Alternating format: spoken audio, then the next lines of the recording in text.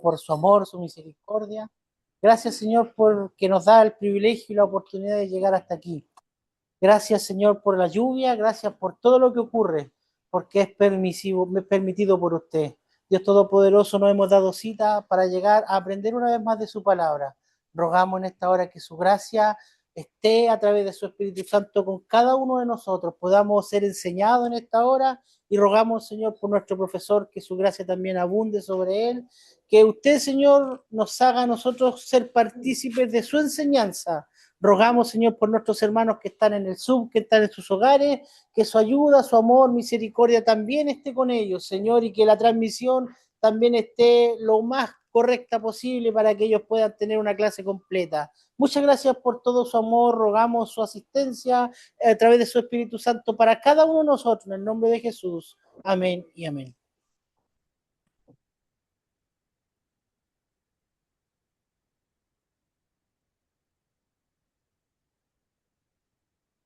Bien, que el Señor les bendiga a cada uno de los hermanos que ya están ahí en conexión. Vamos a compartir la pantalla.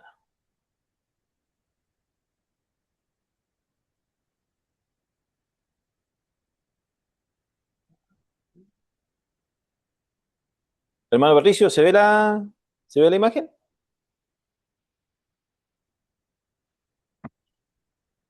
¿Se ve? Ok. Se ve clarísimo. Bien, vamos a comenzar entonces.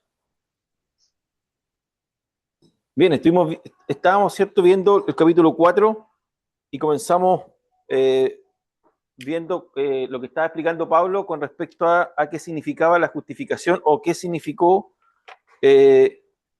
la justificación de Abraham. ¿Se recuerdan? Estuvimos viendo que a Abraham le fue contada la fe por justicia, o mejor dicho, ¿cierto?, le fue contada la justicia. Y Pablo desarrollaba el capítulo 15 de Génesis, versículo 6. Entonces, eso es lo que estuvimos viendo la semana pasada, ¿cierto?, la clase pasada. Y decíamos que lamentablemente el pueblo, la nación judía tenía un problema. Pasa adelante. Tenemos bastante espacio y está calentito por acá. Teníamos, adelante nomás, que el Señor le bendiga, bienvenida. Entonces, ¿qué pasa? Que Pablo está descartando, ¿cierto?, o contraargumentando con este interlocutor y de alguna manera quiere dejar o quiere explicar de la mejor manera y forma qué significa la justificación por la sola fe. Ese es el punto de Pablo, eso es lo que quiere desarrollar Pablo. Muchas veces nosotros decimos y bueno, y en realidad tenemos razón cuando decimos que Romanos capítulo 1, ¿cierto?, el versículo 16-17 es el corazón del Evangelio, porque decimos, ¿cierto?, ahí que es cierto que Pablo no se avergüenza del Evangelio porque es poder de Dios, ¿cierto?, para todo aquel que cree, como el corazón del Evangelio. Pero del versículo, ya del capítulo 3, versículo 23, 24, Pablo ya empieza a explicar qué significa el Evangelio y desarrolla la idea del Evangelio. Y dentro de este desarrollo o esta centralidad del Evangelio, y que tiene que quedar muy bien claro con respecto al libro de Romanos, es qué significa la justificación por la fe. ¿Qué significa? ¿Qué significa? ¿O cómo opera? Y ahí donde Pablo, ¿cierto?, es la preocupación de Pablo, de que quede bien claro cómo el hombre es justificado. ¿Cómo el hombre es justificado? ¿Es justificado por sus obras? ¿Es justificado por la ley? ¿Es justificado por la circuncisión? ¿Es justificado por la promesa? ¿Cómo es justificado el hombre? Entonces, eso es lo que quiere desarrollar Pablo. El hombre es justificado solo por la fe. Eso es lo que viene desarrollando Pablo. Entonces, en este capítulo 4, haciendo una pequeña nexo con lo que estudiamos la semana pasada, claro, dentro de la interpretación judía, ellos tenían un mal concepto de la justificación. Tenían un concepto o manejaban, mejor dicho, una combinación. El hombre se justifica mediante la fe y las obras. Esa es la posición que tenía el judaísmo. Mediante la fe y las obras, mediante la obediencia a la ley, ¿cierto?, mediante las obras que impulsaba o que la ley prescribía, además de la fe en el único Dios verdadero. Esa era la posición judía. Esa es la forma como ellos interpretaban la justificación.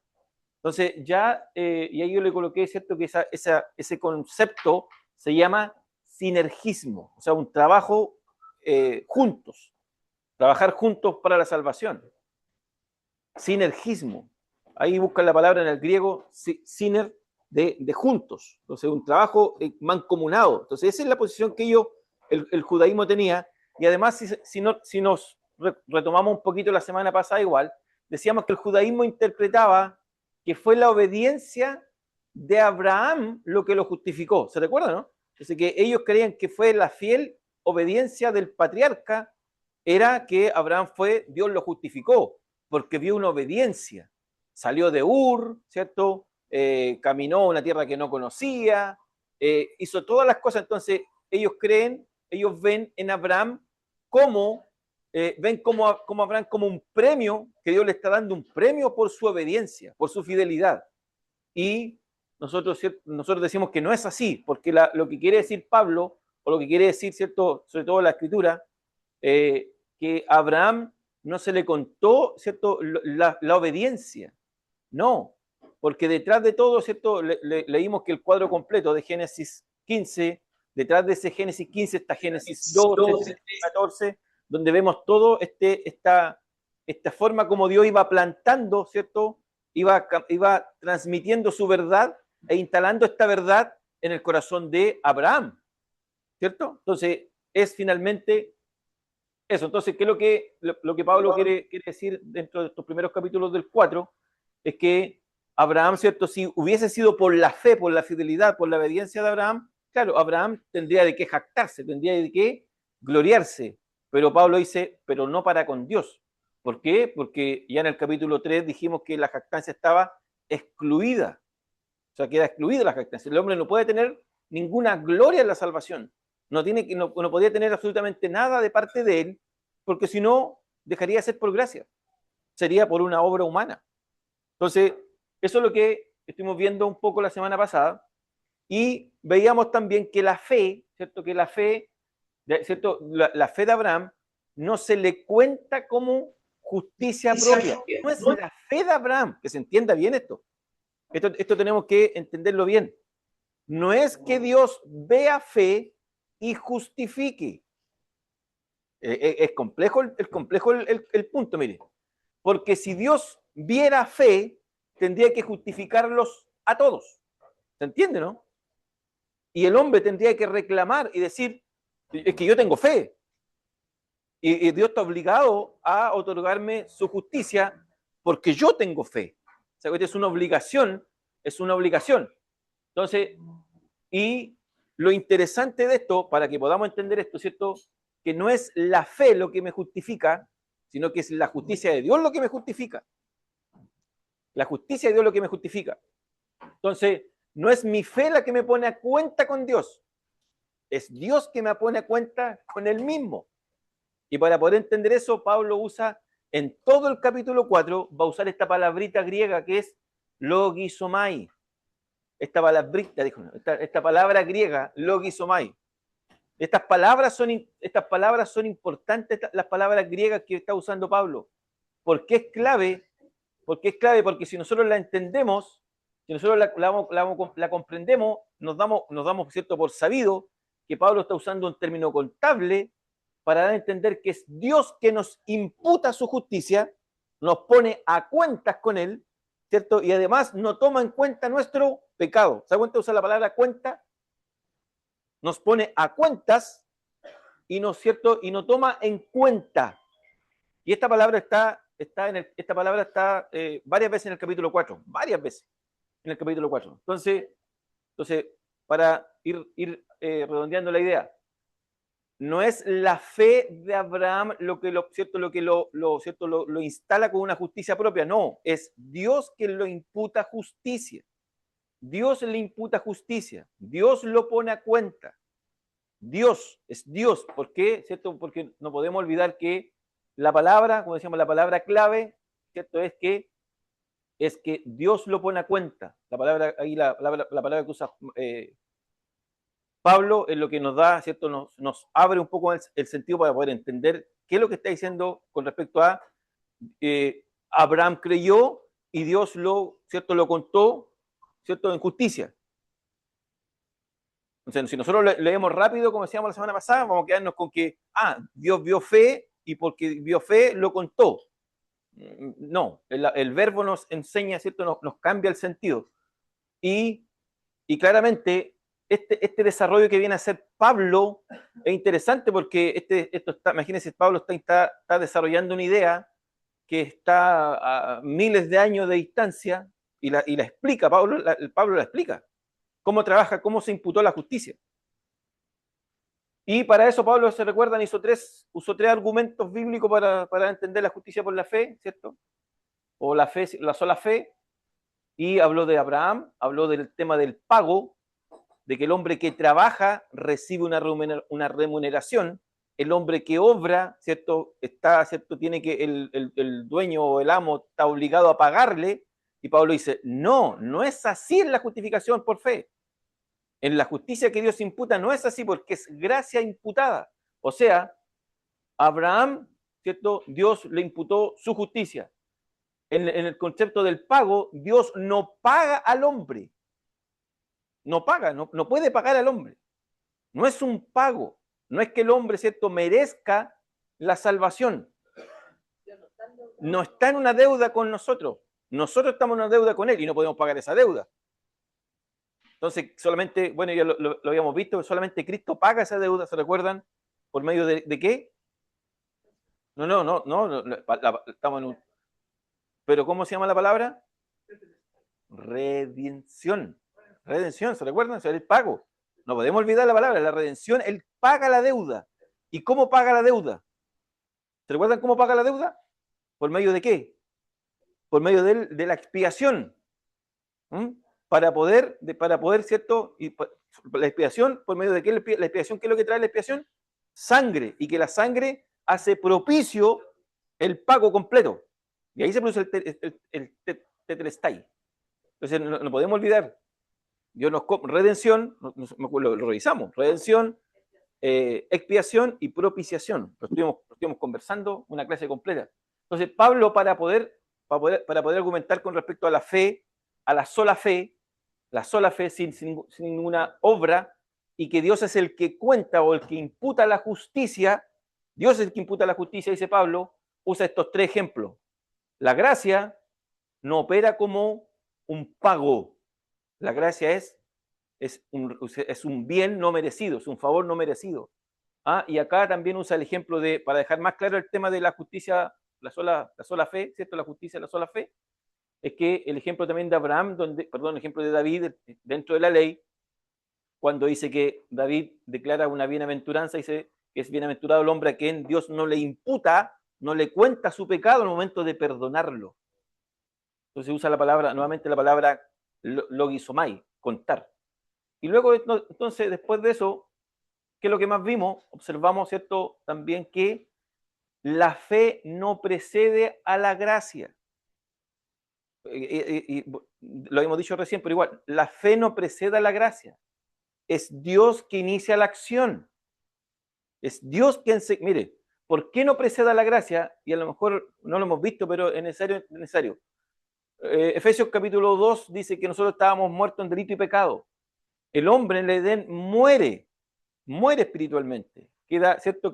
Y vimos vimos en el capítulo, cuando estudiamos la naturaleza de pecado, del versículo 18 al capítulo 1 en adelante, ¿cierto? Que vemos que el hombre quedó en una condición desfavorable. Y en el capítulo 3 Pablo termina diciendo, ¿cierto? El resultado o la consecuencia fue el usterios, destituidos de su gloria, ¿cierto? No, que el hombre quedó incapacitado. Entonces, observando la naturaleza del ser humano, caído, destituido, desprovisto, carente, entonces, ¿qué pasa? ¿El hombre podría producir fe en esa condición? No. ¿Te das cuenta? ¿Por qué? Porque está muerto en delito y pecado. Ningún muerto puede producir una fe. O sea, el muerto no puede decir tengo fe. Entonces, por eso que la fe no precede a la gracia. Primero es la gracia, ¿cierto? Dios inicia la acción, y por medio de esa comunicación, ¿cómo inicia la acción? ¿Se recuerda? Instala verdades potentes, inquebrantables, ¿cierto? Instala su revelación, instala su palabra en el corazón del hombre y empieza, ¿cierto?, a sembrar o a instalar, como decíamos, adoquines, firmes, ¿cierto? El mejor del ladrillo, ¿cierto? Y eso va generando, ¿cierto? Y desarrollando en el hombre, para que el hombre, después de esa comunicación de esa verdad, el hombre tenga fe. Y lo otro, la fe no salva. No salva, no es por eso digo, porque si tuviéramos, porque la gente dice, es que yo tengo fe. No, no salva. Lo que salva, ¿cierto? Es el objeto de la fe. La fe simplemente es el medio, es el ducto, es el camino por el cual, ¿cierto? El hombre dirige su mirada ¿en quién? En el objeto de la fe. ¿A quién? ¿A quién? Dios es el objeto total, o Dios es el supremo total de la fe. Entonces, en el Antiguo Testamento, en el caso del Antiguo Testamento, la fe, ¿cierto? O el vehículo que comunicaba a Dios estaba instalado ¿en dónde? En las promesas de salvación. Y en el Nuevo Testamento, esa fe está, ¿cierto? Es el camino, la vía, el ducto que nos guía, nos dirige, ¿cierto? ¿A quién? A Cristo, ¿cierto? Ya en las promesas cumplidas ahora en Cristo y habiendo consumado la obra total de salvación. ¿Se da cuenta? Entonces, la fe no precede, la fe no es, ¿cierto? No es salvación, es lo que nos lleva y nos guía, ¿cierto? Al objeto real de nuestra fe. ¿Se entendió eso? ¿Se entiende? Y ahora pasamos, ¿cierto?, a los versículos 9 al 12, donde Pablo comienza con otras preguntas y dice, es pues esta bienaventuranza, entendiendo que el último versículo que dijo que hablaba de la bienaventuranza de David, ¿cierto? La bienaventuranza que hace David. Bienaventurado el hombre a quien no se le toma en cuenta su pecado, cuando el perdón. Entonces, Pablo dice, ¿es pues esta bienaventuranza solamente para los de la circuncisión o también para los de la incircuncisión? Porque decimos que a Abraham le fue contada la fe por justicia. ¿Cómo pues le fue contada estando en la circuncisión o en la incircuncisión? No, responde el mismo Pablo. No en la circuncisión, sino en la incircuncisión. Harto juego de palabras. Harto juego de palabras. Entonces, y recibió la circuncisión como señal, como sello de la justicia de la fe que tuvo estando aún incircunciso, para que fuese padre de todos los creyentes no circuncidados, a fin de que también a ellos la fe les sea contada por justicia. Y padre de la circuncisión, para los que no solamente son de la circuncisión, sino que también siguen las pisadas de la fe que tuvo nuestro padre Abraham antes de ser circuncidado. Es bastante... Pero miren, ¿cuál es el centro de esto? Aquí Pablo nuevamente tiene que contraargumentar, ¿cierto?, a un posible interlocutor. Y Pablo necesita dejar claro, ¿cierto?, que siempre, bueno, la idea, la sola fe, ¿cierto?, del hombre, sin nada más. Incluso Pablo tiene que eliminar, aquí dentro de esto, tiene que eliminar, ¿cierto?, la ley, tiene que eliminar la circuncisión, tiene que eliminar lo que hemos visto, las obras, la obediencia, tiene que eliminarla. Entonces, por lo mismo, es que ahora tiene que, ¿cierto?, contraargumentar con respecto a la circuncisión. Y los primeros dos versículos va a llevarlo al punto del tiempo. Y los otros dos versículos, ¿cierto?, son cuatro versículos, pero dividen dos, ¿cierto? Hay dos temas que va a tratar Pablo. Vamos avanzando. Entonces, ¿qué pasa con Pablo? La pregunta de Pablo va en el siguiente tenor, ¿cierto? ¿Por qué?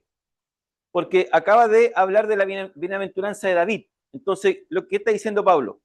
Pablo está diciendo, esa bienaventuranza ¿cierto?, que trata del perdón de pecado, que se obtiene solamente, ¿cierto?, por el acto de gracia que Dios, ¿cierto?, Dios no le toma en cuenta los pecados al hombre para perdonarlo. ¿Eso solamente aplica a los de la circuncisión o también aplica a los de la incircuncisión? Eso es lo que está diciendo Pablo. O sea, esa bienaventuranza que habla David, porque David estaba en la ley, ¿cierto? Hay una diferencia, que Abraham no estaba en la ley, David estaba en la ley. Entonces, alguien podría decir, ok, entonces como Pablo está usando a David, está usando el ejemplo de David, entonces aquí tenemos donde afirmarnos y decir, ¿cierto?, esto es exclusivo solamente para los judíos. Entonces, Pablo está contraargumentando para decir, ¿acaso aquí solamente esta bienaventuranza de Dios no tomar en cuenta los pecados del ser humano solamente es exclusivo para los judíos? Y Pablo dice, no, porque miren, Porque si a Abraham, ¿cierto?, le fue contada la justicia, ¿cierto?, le fue contado por justicia, esto sería exclusivamente para él, po. Porque ellos reclaman que Abraham es el padre de ellos. O sea, es un orgullo propio del judío. Somos hijos de Abraham. Entonces Pablo lo que está tratando de decir, o sea, esto tiene relación exclusiva solamente para los judíos, de línea nación judía, de etnia judía, linaje judío, o también involucra a los gentiles. Entonces, y esto, lo que tiene, como decía yo, esto tiene que ver con el tiempo. Pablo está preguntando, ¿cuándo sucedió esto? Porque ¿cuándo le fue contada la justicia a Abraham? ¿Cuándo fue el momento de que Dios lo justificó? ¿Dios lo justificó en el capítulo 15 o Dios lo justificó cuando Abraham obedeció a la circuncisión en el capítulo 17? El cuándo. El cuándo está en juego. Por eso cuando le digo que Pablo no quiere dejar nada que quede, ¿cierto?, como indeleble en cuanto a la doctrina. Pablo está preocupado de todo esto, de todas estas pequeñas, ¿cierto?, pequeños atisbos que podrían aparecer de parte de alguien que quisiera argumentar, y sobre todo hoy día, raíces hebreas que están haciendo a la gente volverse al judaísmo. Y incluso en Perú, por ahí, un pastor se circuncidó y está mandando a circuncidarse. ¿Por qué? Porque creen que creen que, que el Señor nos está enviando nuevamente a volver a la Torá, a volver a la ley. Entonces, claro, pero Pablo fue claro. Pablo dice, lo que quiere decir Pablo, que en el momento en que el Señor, ¿cierto?, imputó justicia a Abraham, Abraham primero no estaba circuncidado, Abraham no estaba dentro de la ley, Abraham no obedeció a ninguna ley, el Señor solamente lo justificó porque en él generó fe. Entonces necesita dejar limpiar todo ¿cierto?, atisbo que pudieran tener los judíos y que podían decir, no, nosotros somos exclusivamente la justificación le pertenece a los judíos porque el Señor los mandó a circuncidarse. Y podrían reclamar eso. Entonces, el problema está, ¿cierto?, o la situación está, la pregunta que hace Pablo tiene que ver con el cuándo. ¿Cuándo le fue contada, ¿cierto?, la justicia? ¿Cuándo estaba la circuncisión o la incircuncisión? Pablo dice, el punto es, ¿cuándo estaba antes de la promesa o después de la promesa? ¿Cuándo fue? Pablo dice, no fue, ¿cierto?, no fue dentro de cuando estaba circuncidado, fue antes.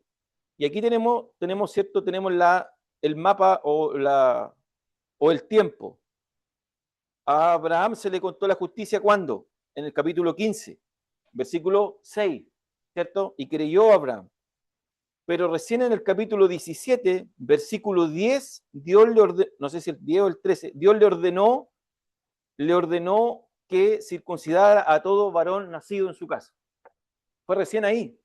Y según si uno hace el conteo, pasaron aproximadamente unos 13 años. 13 años. 29 años algunos. Posterior a 20, pasado 20. Entonces la diferencia está en el tiempo. O sea, no es que el Señor haya justificado a Abraham siendo circuncidado. Y aunque parezca un poco tedioso, sí, hermano, porque yo entiendo que la circuncisión es después. El problema está que, y claro, lo entendemos nosotros, pero para la audiencia de Pablo, era importante para Pablo que quede claro, porque todavía se insistía en la circuncisión. Se insistía en la circuncisión.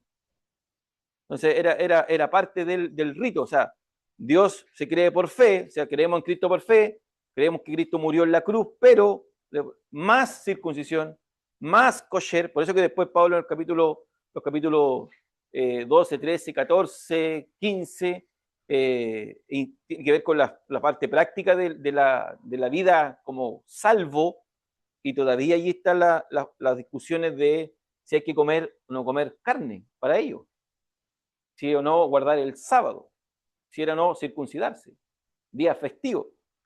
Entonces, Pablo tiene que, ¿cierto?, refutar aquella posición, y él mismo responde, no fue en la circuncisión, sino que fue en la incircuncisión.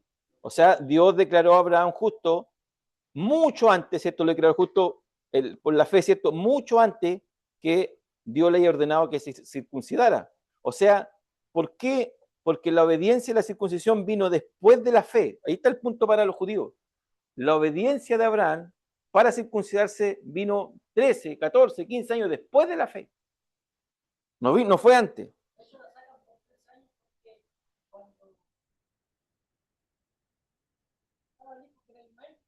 Claro.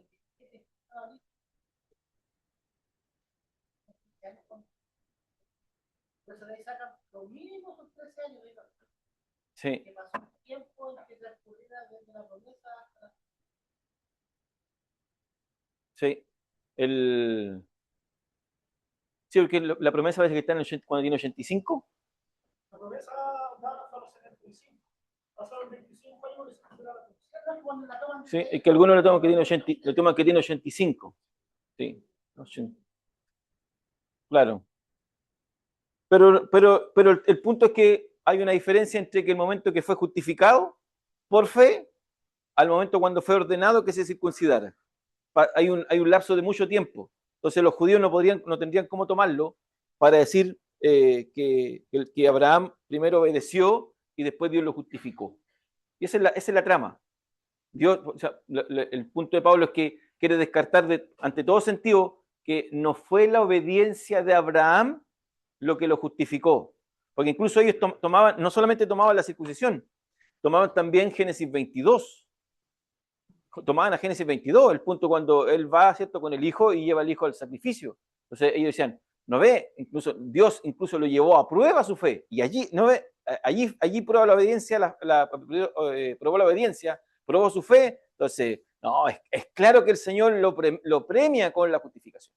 Yo creo que ahí Abraham probaba hasta qué punto llegaba él. Claro,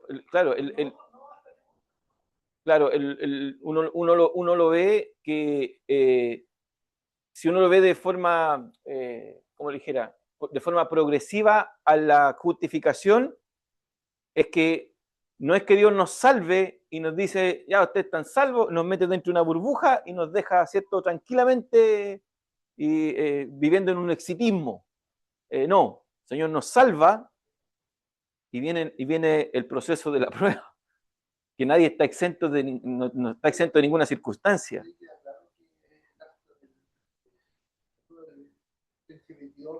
Es un fruto de Abraham, y un fruto, claro, claro, capítulo 15. Que él confía en que sabiendo que proveerá. Y el libro de los Hebreos explica mejor la idea, porque incluso el libro de los Hebreos dice que Abraham mató a su hijo. O sea, mató a su hijo. Lo mató. Entonces, claro, sabemos que el libro de Hebreos está hablando en forma, una figura, o sea, de forma figurada. Claro, es como que Abraham ya lo mató en su mente, lo mató en su corazón, claro. Entonces, en su intención, claro, lo mató. Entonces, pero eso es posterior también a la fe, porque sin fe no lo habría hecho. Se habría negado.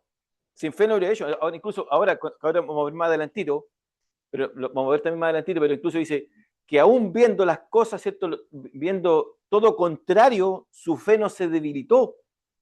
¿Por qué? Porque ya Dios lo había declarado justo, Dios ya había instalado todas estas verdades, ¿cierto?, todo este cimiento de verdades en él, entonces estaba fortalecido en fe. Él dio una promesa confiada después de 25 años.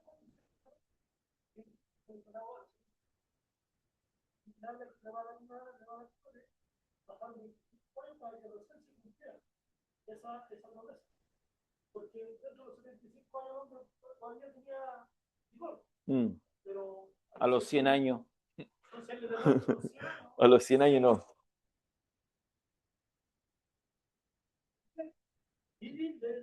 Entonces esa convicción ya estaba más que planteada. Sí. Entonces, en cuanto al tiempo, Pablo dice, no, fue antes de la circuncisión. Y aquí dice, Pablo explica por qué o a qué vino la circuncisión, o a qué se refiere la circuncisión.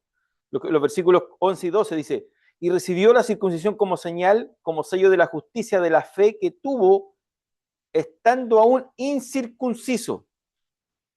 O sea, la fe primero, después la circuncisión. Y recibió la circuncisión como señal. Dice, como sello de la justicia de la fe que tuvo estando aún incircunciso, para que fuese padre de todos los creyentes no circuncidados, a fin de que también a ellos la fe les sea contada por justicia. Ahí entramos nosotros. Y padre de la circuncisión, fíjese que aquí nombra 2 veces padre. Dice, padre de todos los creyentes no circuncidados, y acá dice, y padre de la circuncisión, para los que no solamente son de la circuncisión, sino que también siguen las pisadas de la fe que tuvo nuestro padre Abraham antes de ser circuncidado. Entonces, claro, sigue siendo la fe. Entonces, la circuncisión de Abraham, ¿cierto?, se convirtió en una señal de fe. O sea, la circuncisión no tiene que ver con algo, ¿cierto?, con un concepto que se mal entiende, porque ellos lo veían como un concepto así que le daba la exclusividad de pertenecer, ser hijos de Abraham y pertenecer al pueblo escogido de Dios. Entonces, ya hay primero que nada, hay una jactancia. Es una jactancia.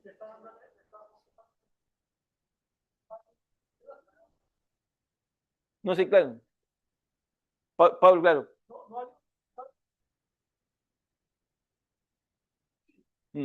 Exacto, no hay una exclusividad. Aquí no hay una exclusividad. Mm, no. Claro, aquí no hay exclusivo. Entonces, Pablo habla habla de una paternidad, primero a los no circuncidados, ¿cierto? Como también a los circuncidados, pero aquellos circuncidados que siguen, y dice, que siguen las pisadas de la fe que tuvo nuestro padre Abraham antes de ser circuncidado. O sea, claro, lo está tirando para atrás. O sea, es padre de los circuncidados, es padre de los judíos, pero de aquellos judíos que creen, que tienen la misma fe de que tuvo Abraham antes de ser circuncidado. No sé si se entiende. En Génesis 15. Está diciendo, está muy bien que estés circuncidado. Pero, porque son circuncidados. Pero antes de eso tú la fe. Claro. Claro, lo que pasa es que el delgado niño cuando uno piensa en tocante la fe, porque si determinamos, la fe tiene su mérito. Quiero explicarlo bien, no quiero decir que tiene su mérito tener fe, porque la persona que está 25 años esperando una promesa y ahí recién se cumple, es porque tuvo fe, pero esa fe es producto de su regeneración. Exacto. Claro, hay muchos cristianos que tienen fe, que tienen mucha fe, pero tienen producto de la regeneración, lo que Dios ha hecho en ellos. No es porque sea su propia fe o salga de la nada su fe. Es Dios que, porque resulta que, miren, hagamos la ilustración.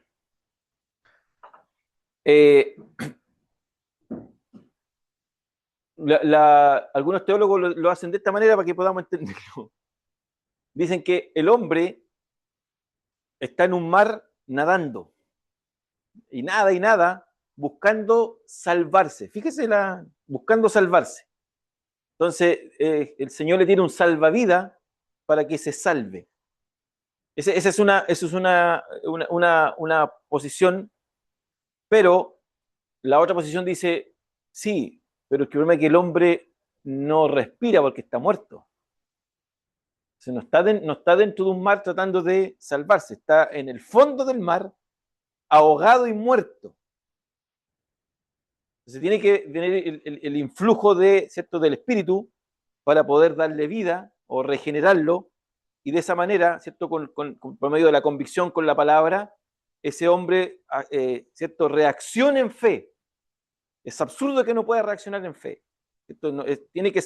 Siempre va a ser posible que reaccione en fe de inmediato, porque al sentirse vivo, al sentirse que está respirando, al sentirse que, ¿cierto?, la palabra le ha dado vida, de inmediato cree. Esa es como la explicación o la ilustración.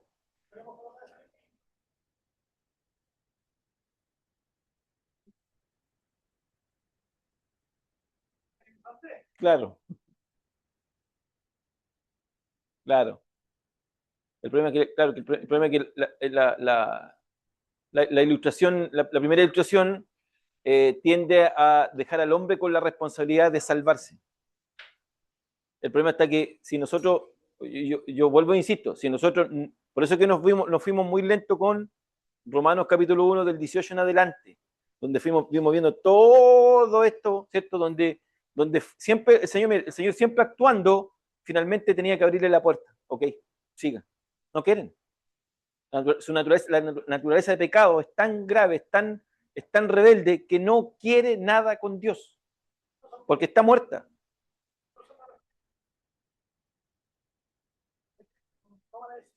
No, te decía yo en el sentido de que finalmente cuando el Señor hace esos tres Romanos 1:24, 1:26, 1:28, cuando dice, parece que sí, sí, parece que sí, cuando dice, y Dios los dejó, Dios los abandonó, Dios los dejó a su libre decisión, o sea, porque no querían volverse a Él. Entonces Dios los entregó, ellos saltaron el cerco, no querían. Entonces, en esa condición, o sea, bajo esa naturaleza, en esa condición de muerto, y donde Pablo después termina diciendo, miren, está destituidos de su gloria, todos, porque todos pecaron. Entonces, en esa posición y condición, y después que él mismo dice que están muertos en delito y pecado, ¿cómo un muerto toma la acción o tiene la voluntad de decir, ¿saben qué? Voy a creer. No puede. Entonces tiene que Dios infundir aliento de vida para que pueda el hombre, ¿cierto? Tener esa nueva, tener esa posibilidad de tener fe. Por eso Efesios cuando dice que la salvación es por gracia, ¿cierto? Como se sabe en el texto, ¿no? Porque por gracia sois salvos por medio de la fe, y esto no es de vosotros, sino que es don de Dios, para que nadie se gloríe. ¿Se da cuenta? Entonces, la palabra don tiene que ver con incluso la gracia y la fe es un don. La palabra don ahí es la palabra, el griego me parece es dorea, regalo, es un favor, que Dios está favoreciendo al hombre sin tener, ¿cierto? Sin tener el hombre, sin merecérselo, no tiene ningún mérito. Sin mérito. Podemos decir entonces que para poder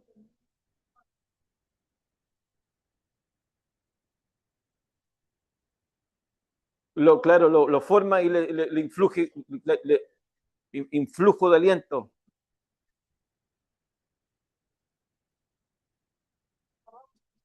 Sí. Una buena analogía.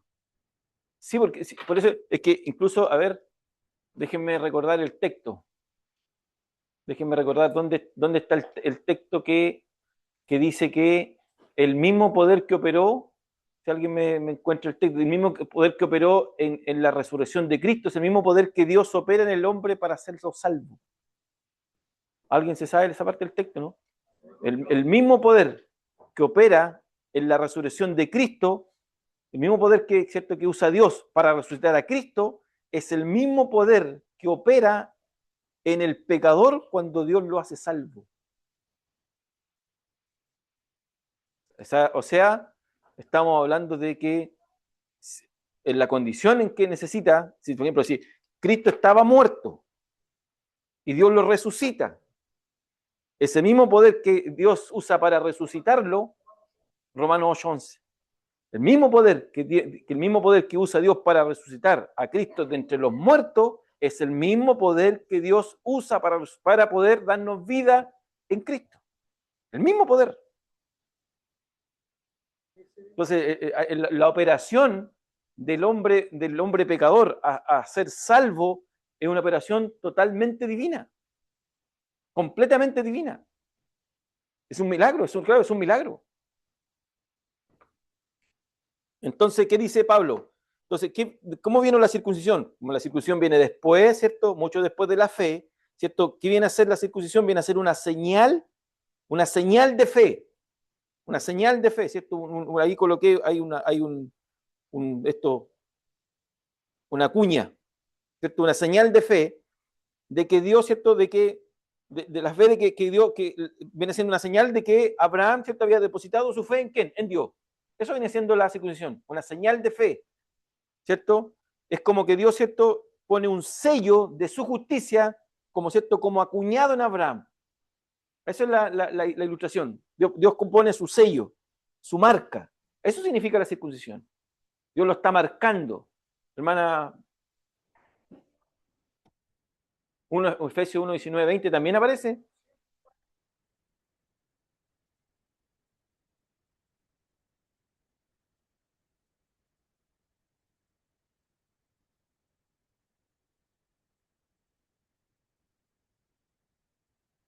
Sí.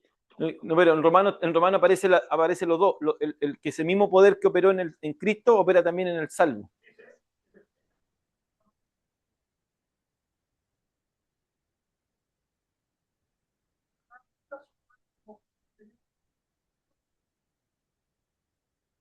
No, claro.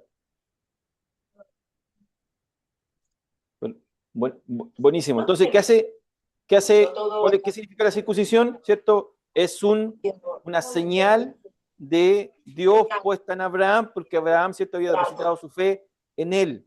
Es como, ¿cierto?, como un sello, como alguien que acuña, ¿cierto?, pone su sello sobre una carta, al menos en aquel tiempo, o un escrito de propiedad.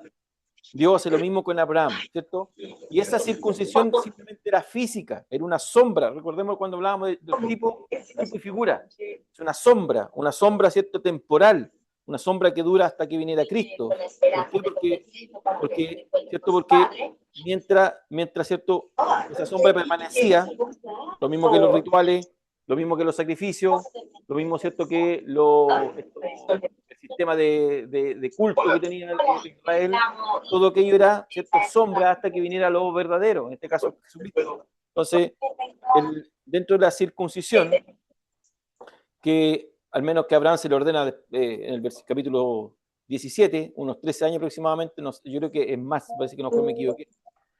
Pero ¿a qué es lo que apuntaba? No vamos a pelear en el tiempo, pero ¿a qué es lo que apuntaba? Primero que nada, ¿cierto? Como era una señal de la fe, que yo había depositado fe en Dios, ¿cierto? O como un sello de la justicia, habían dos cosas que Dios quería dejar instalado, dos puntos importantes. Primero, Dios hacer visible su justicia. Esa señal, ¿cierto? Esa señal hace, ¿cierto?, hace que ¿cierto?, se cumpla la realidad de que Dios había, ¿cierto?, declarado justo a Abraham. Eso significa. Y lo otro, que lo estaba validando. Había una validación también. Esas eran las dos cosas importantes de la circuncisión, que significaba, ¿cierto?, el sello, la señal o el sello. Dios estaba demostrando o validando, Dios estaba diciendo, esto, ¿cierto?, es real, la justicia que yo imputé en ti es real. Eso significaba la circuncisión. Y estaba validando, ¿cierto?, estaba validando, certificando su justicia en él. Ahora, ¿qué significaba dentro de la sombra de la figura que apuntaba, ¿cierto?, a la realidad mayor que es Cristo? Apuntaba de que todos los hombres que venían descendientes de Abraham, ¿cierto?, de ahí en adelante, entraban en un pacto con Dios, ¿cierto? Y que ese pacto, ¿cierto?, estaba firmado en Dios. ¿Se recuerdan que ya habíamos hablado del pacto? Estaba, ¿cierto?, afirmado en Dios, o sea, le daba una aceptación que entraban, ¿cierto?, entraban en una relación con los que iban descendiendo de Abraham. Lo otro que también significaba, que también era sombra, era que ese corte significaba la separación del pecado. Fíjese, el cortar, separar. Cortaba, esa era una señal, una sombra, figura que el hombre que era separado del pecado. Dios lo estaba incluso, en la circuncisión lo estaba declarando, no solamente justo, lo estaba declarando santos. Y lo otro que, bueno, en realidad también la circuncisión apuntaba a lo que venía. O sea, ya uno puede decir dónde. En el nuevo pacto, cuando él habla de, ¿cierto?, le daré un corazón nuevo, ¿cierto? Ya no, ¿cierto?, un corazón circuncidado. Ya habla de una circuncisión nueva. ¿Y cuál es la verdadera realidad de esa circuncisión? Bueno, nosotros ya en el Nuevo Testamento tenemos la claridad, ¿cierto?, que tiene que ver con el corazón, ¿cierto? El corazón mismo es circuncidado, ¿cierto? La mente misma es circuncidada, pero una circuncisión espiritual. El Espíritu Santo, ¿cierto?, procede en el hombre para poder modificar aquello. Y ahí tenemos Colosenses capítulo 2, dice Ella describe a los santos, ¿cierto? A los salvos, perdón, como circuncidados, dice, con una circuncisión no hecha a mano, no como en el Antiguo Testamento, no como el ritual, sino, ¿cierto? Al despojarnos del cuerpo que pecaminoso de la carne, ¿no ves? Nos corta. La circuncisión, ¿cierto? La circuncisión espiritual nos corta de pecado, ¿ah? Mediante, ¿cierto? La circuncisión de Cristo. Y Romanos 2:29, que también lo habíamos visto, ¿cierto? Que la verdadera o el verdadero judío, eso es lo que habla Romanos 2:29, el verdadero judío no es los que son circuncidados, sino que el verdadero judío es aquel que es circuncidado ¿de dónde? Del corazón por el Espíritu Santo, no por la ley. Así que, ¿qué es lo que está haciendo Pablo? Está explicando, ¿cierto? Que, primero que nada, que Abraham recibió la circuncisión después de haber sido justificado por la fe, y que aquella circuncisión no fue la causa de su justificación. La circuncisión no es causa de justificación, sino una señal o un sello de que la justicia ya había sido, ¿cierto? La justicia ya había sido aplicada en Abraham, ya había creído en Dios anteriormente, o sea, con anterioridad. Entonces, de este modo, ¿cierto? Por medio de la fe de Abraham, no solamente habiendo creído, declarado justo, sino después, ¿cierto?, haber obedecido con respecto a la circuncisión, dice que no fue la circuncisión, ojo, sino que fue en el momento de la justificación, que en el momento de la justificación Dios también ¿cierto?, llegó a ser padre de todos los creyentes. En la Génesis 15:6. Es, ¿cierto?, Dios lo declara padre de todos los creyentes, ¿se acuerdan? Padre de los no circuncidados y padre de la circuncisión, pero para ambos tiene la misma connotación. Para ambos no hay distinción, para ambos no hay cláusulas especiales. Ojo, dice padre de la fe. Papá Abraham, el único papá espiritual que tenemos, padre de la fe. Dice, para los no circuncidados y para los de la circuncisión, pero la única cláusula es tener la fe de Abraham.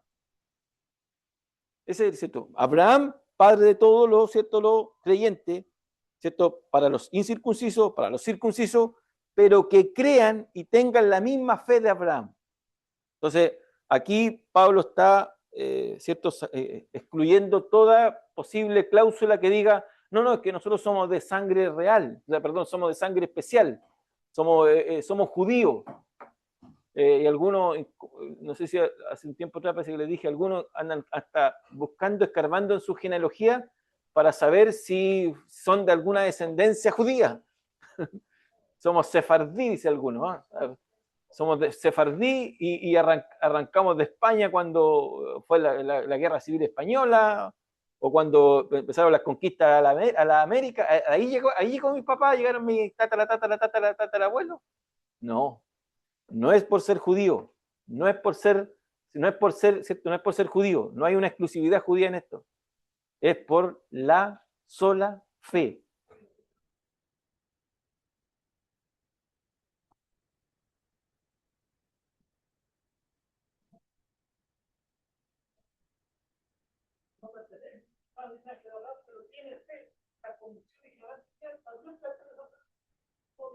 Ya, Abraham. Ahora, sí, ahora empezamos con problemas. Buena pregunta. Sí, pero se imagina esa pregunta hoy día, sobre todo con el tema del feminismo. ¿Y por qué el Señor pactó solamente con Abraham? ¿Y dónde quedan las mujeres? Sí, claro. ¿Qué hacemos con la circuncisión de las mujeres? ¿Cómo? O sea, ellas no entraban en el pacto. ¿Se da cuenta que la pregunta no es extraña? Está bien la pregunta. El problema está, el punto está que cuando Abraham, cuando Dios pacta con Abraham, dentro de la cultura, la mujer era pertenecía, era como una propiedad del hombre. Una propiedad del hombre. Ahora, no lo vean de una forma machista, no. Porque dentro de la sociedad de aquel tiempo, era necesario que la mujer le perteneciera al hombre, porque tenía un resguardo, una protección. La mujer ¿cierto? No quedaba expensa. Era bueno que la mujer se casara, que quedaba resguardada. Lo ve mal, lo ve con otro ojo, pero nosotros tenemos que leer la escritura con los ojos de aquel tiempo, de la cultura de aquel tiempo. Entonces, incluso, imagínense, la mujer amaba al esposo y él era propiedad de él.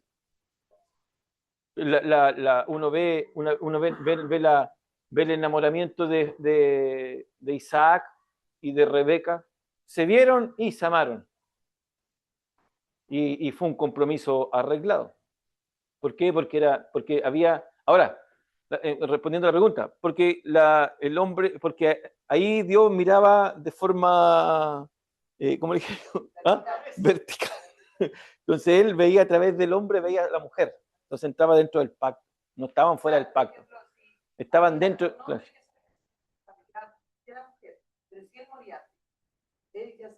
Sí. Es que es como ilógico, hay una parte de la pregunta, pero créeme que la mujer estaban contempladas dentro del pacto, excepto a través del hombre. El hecho que la mujer, porque mire, es más, si el hombre moría, incluso tenía al Goel para poder redimirla. O sea, nunca quedaba sola, nunca quedaba desvalida. No es que porque el hombre moría quedaba fuera del pacto. No, estaba dentro del pacto. Entonces, por eso que uno ve, por ejemplo, después cuando el autor de Hebreo dice que cita mujeres, y no eran circuncidadas. Cita mujeres que estaban dentro de la relación de la fe. Entonces, no es mala, la pregunta no es mala, es buena la pregunta, pero el punto es que no tenemos que verla con ojos machistas, tenemos que verla con los ojos desde la cultura. Claro. Sí, incluso hasta la carta de divorcio, es un contrato de protección. No es un contrato de, algunos lo ven, lo tomaron de libertad, algunos lo entendieron mal. Pensaron que era un libertinaje, ya sabes que no me gustó la mujer, hagámosle cartita nomás y que vaya. Pero no, la carta incluso obligaba a que esa mujer pudiera buscar marido. No la dejaba desprovista. Era un concepto civil. Entonces, para que no nos arranquemos.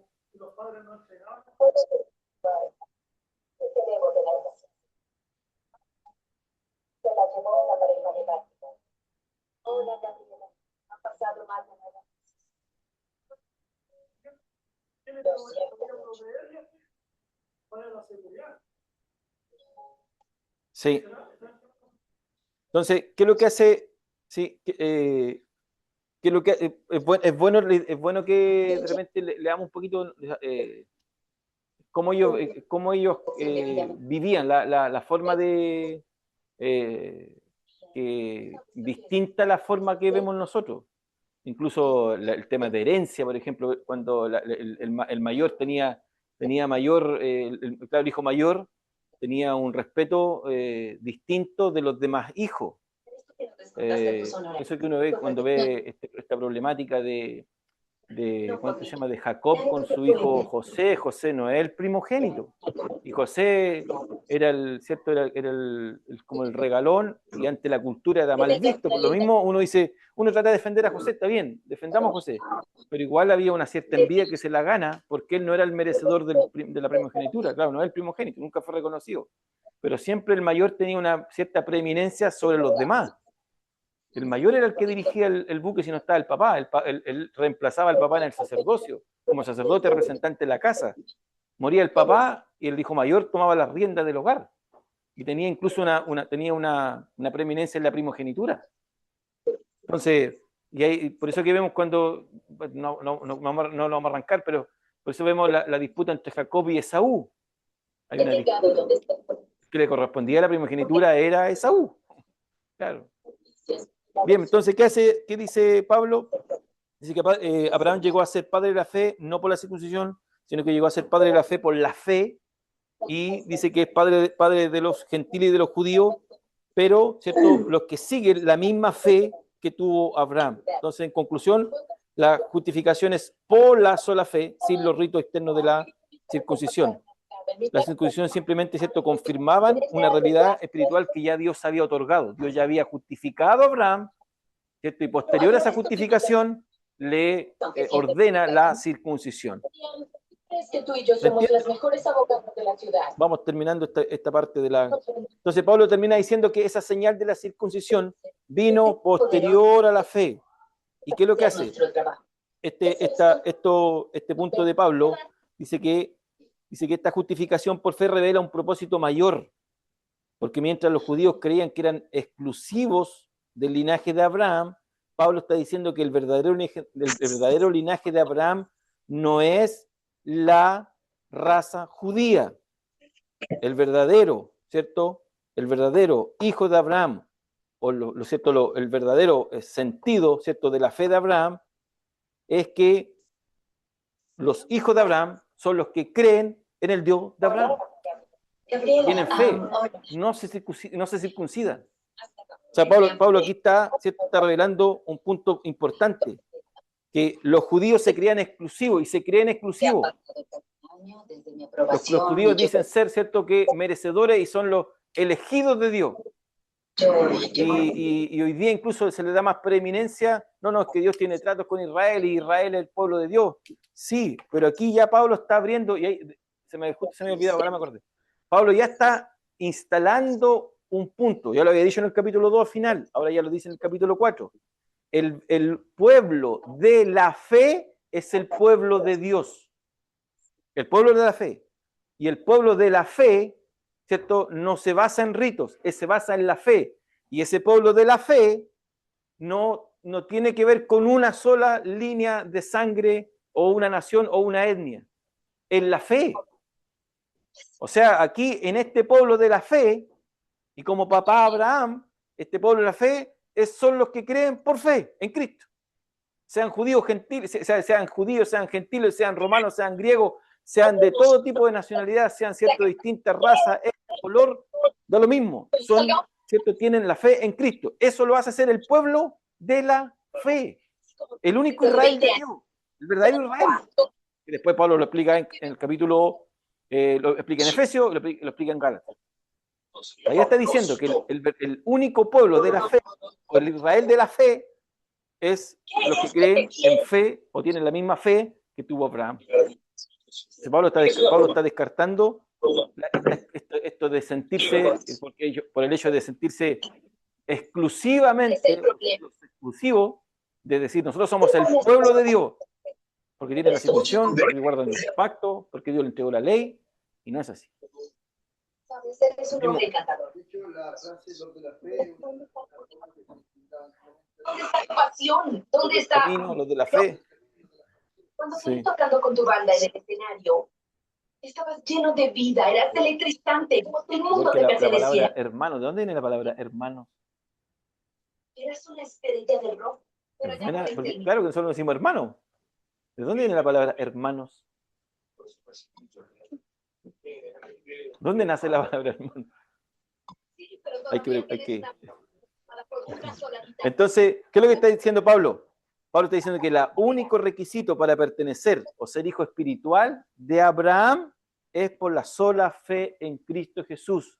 No es por la incorporación al pueblo de Israel o a la nación de Israel. No hay que hacerse israelita, no hay que hacerse judío. No.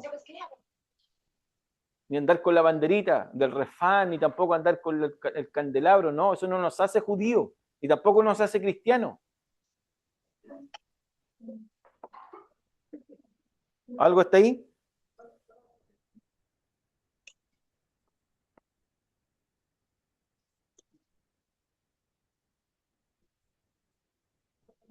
Desde ese punto de vista, Israel es el pueblo de Dios, Israel es el pueblo que fue escogido, pero cuando realmente nosotros queremos parte, nuestra confianza debe estar fuerte.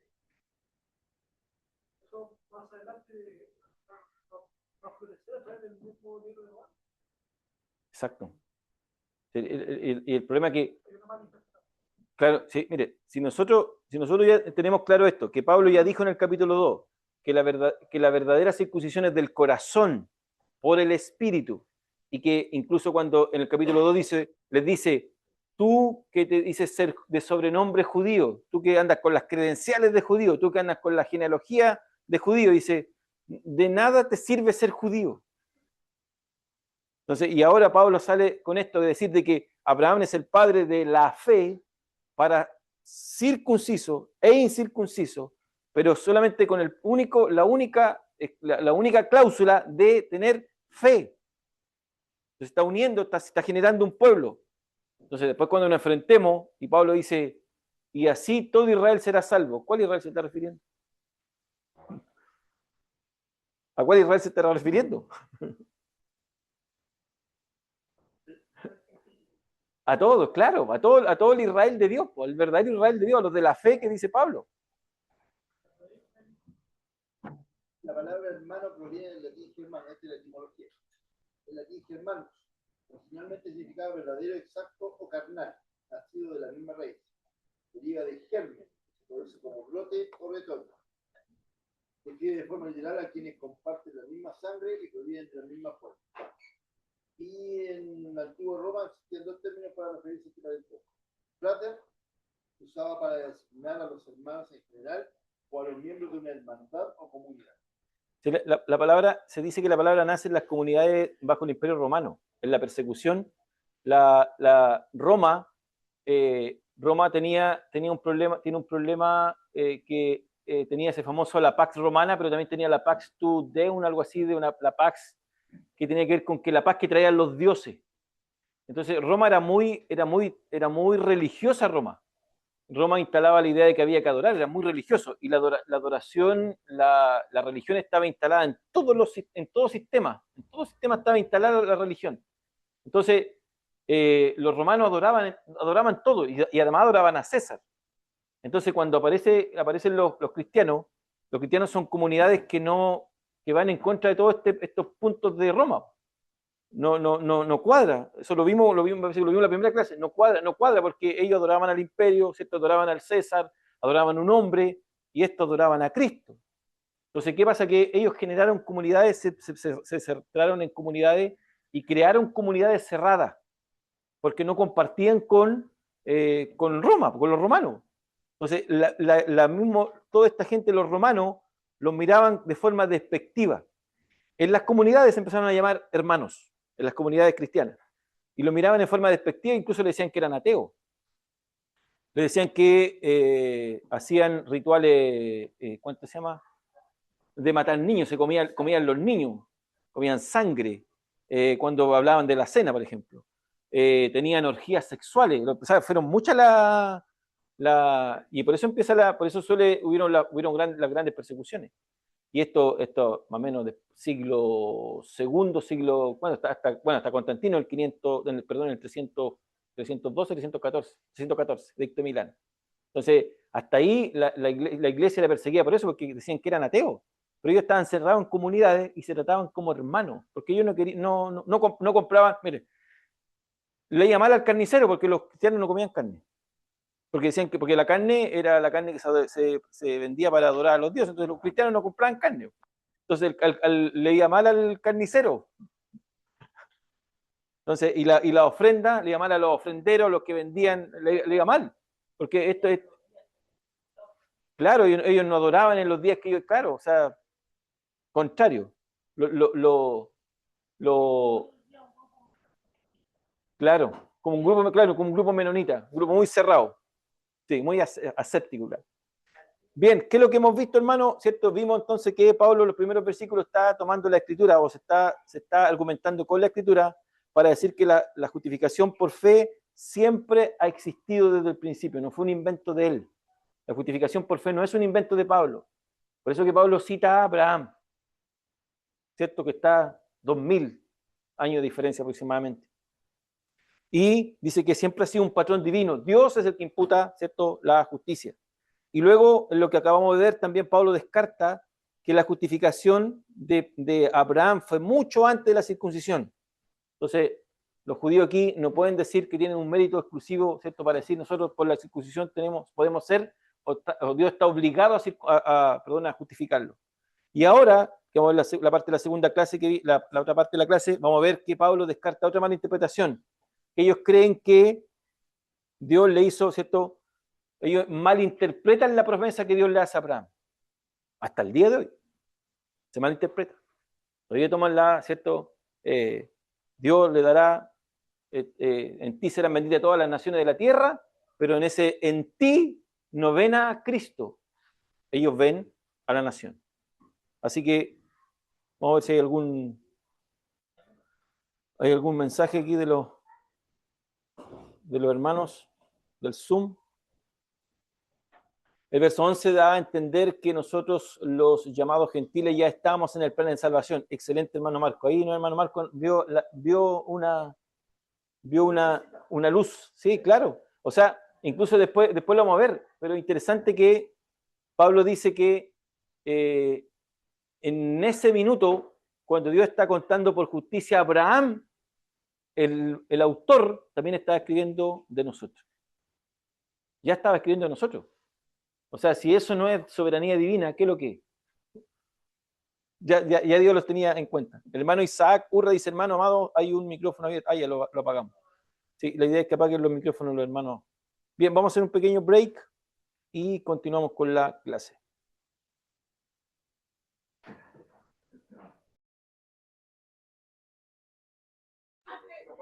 Bien, vamos a continuar.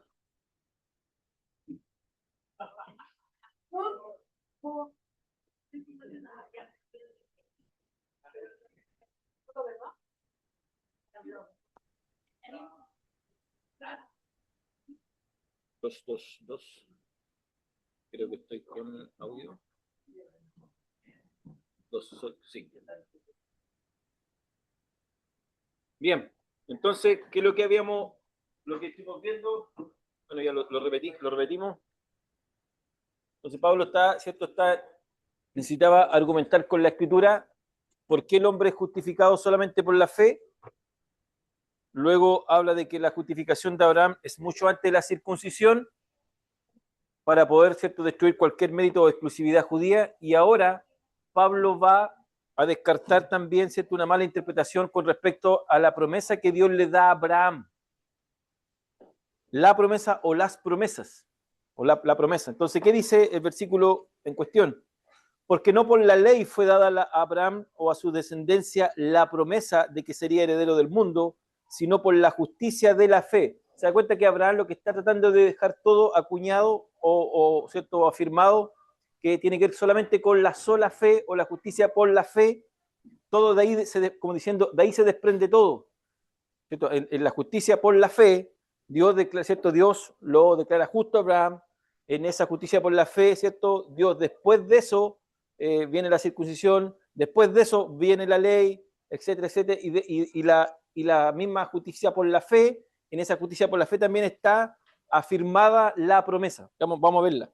Entonces dice, porque si los que son de la ley, en este caso los judíos, son los herederos, mire qué interesante esto, vana resulta la fe, o sea, la fe no tiene sentido. Y también es anulada la promesa, o sea, anula la promesa, deja de ser promesa. ¿Cuál promesa? La promesa tiene que ver con, ¿cierto?, con en ti serán benditas todas las naciones de la tierra. Esa es la gran promesa. Pues la ley produce ira, pero donde no hay ley tampoco hay transgresión. El punto de estos 3 versículos es que el pensamiento judío también tiene, ¿cierto?, esta mala concepción de que Dios tiene ciertas promesas pendientes solamente con el pueblo de Israel porque son el pueblo de Israel. Ellos no ven la promesa instalada en las simientes de Abraham, sino que ven la promesa en ellos. De que lo que Dios le prometió a Abraham está en ellos, en la nación, y que queda circunscrito solamente a la nación. El problema de esto, dice el mismo autor, Pablo dice, el problema de esto, ¿qué surge con esto? Que finalmente, si la promesa estuviera solamente en los judíos, Jesucristo no podría salvar al resto del mundo. O sea, la promesa no se cumpliría. Vana sería la fe. Entonces, si la promesa solamente estuviera en ellos, porque ellos son los únicos herederos de esta promesa, O sea, no necesitamos fe, porque como ellos son el único heredero, ellos son los únicos salvos, justificados, el resto tendremos que mirar desde galería. Entonces se perdía el tiempo, eso es lo que está diciendo Pablo. Entonces, claro, ellos, ¿cuál es el pensamiento de ellos? El pensamiento de ellos es el siguiente. Ellos dicen que Dios le dio una promesa a Abraham, y esa promesa incluía su descendencia, y que esa promesa consistía en heredar el mundo. ¿Cierto? En ti serán benditas todas las naciones de la tierra. Eso es lo que ellos veían. Y ahora Pablo usa la palabra mundo allí, usa la palabra mundo y está, el griego es cosmos. Y claramente, al parecer, Pablo se está refiriendo a todas las promesas, en un sentido global, a todas las promesas que Dios le hace a Israel.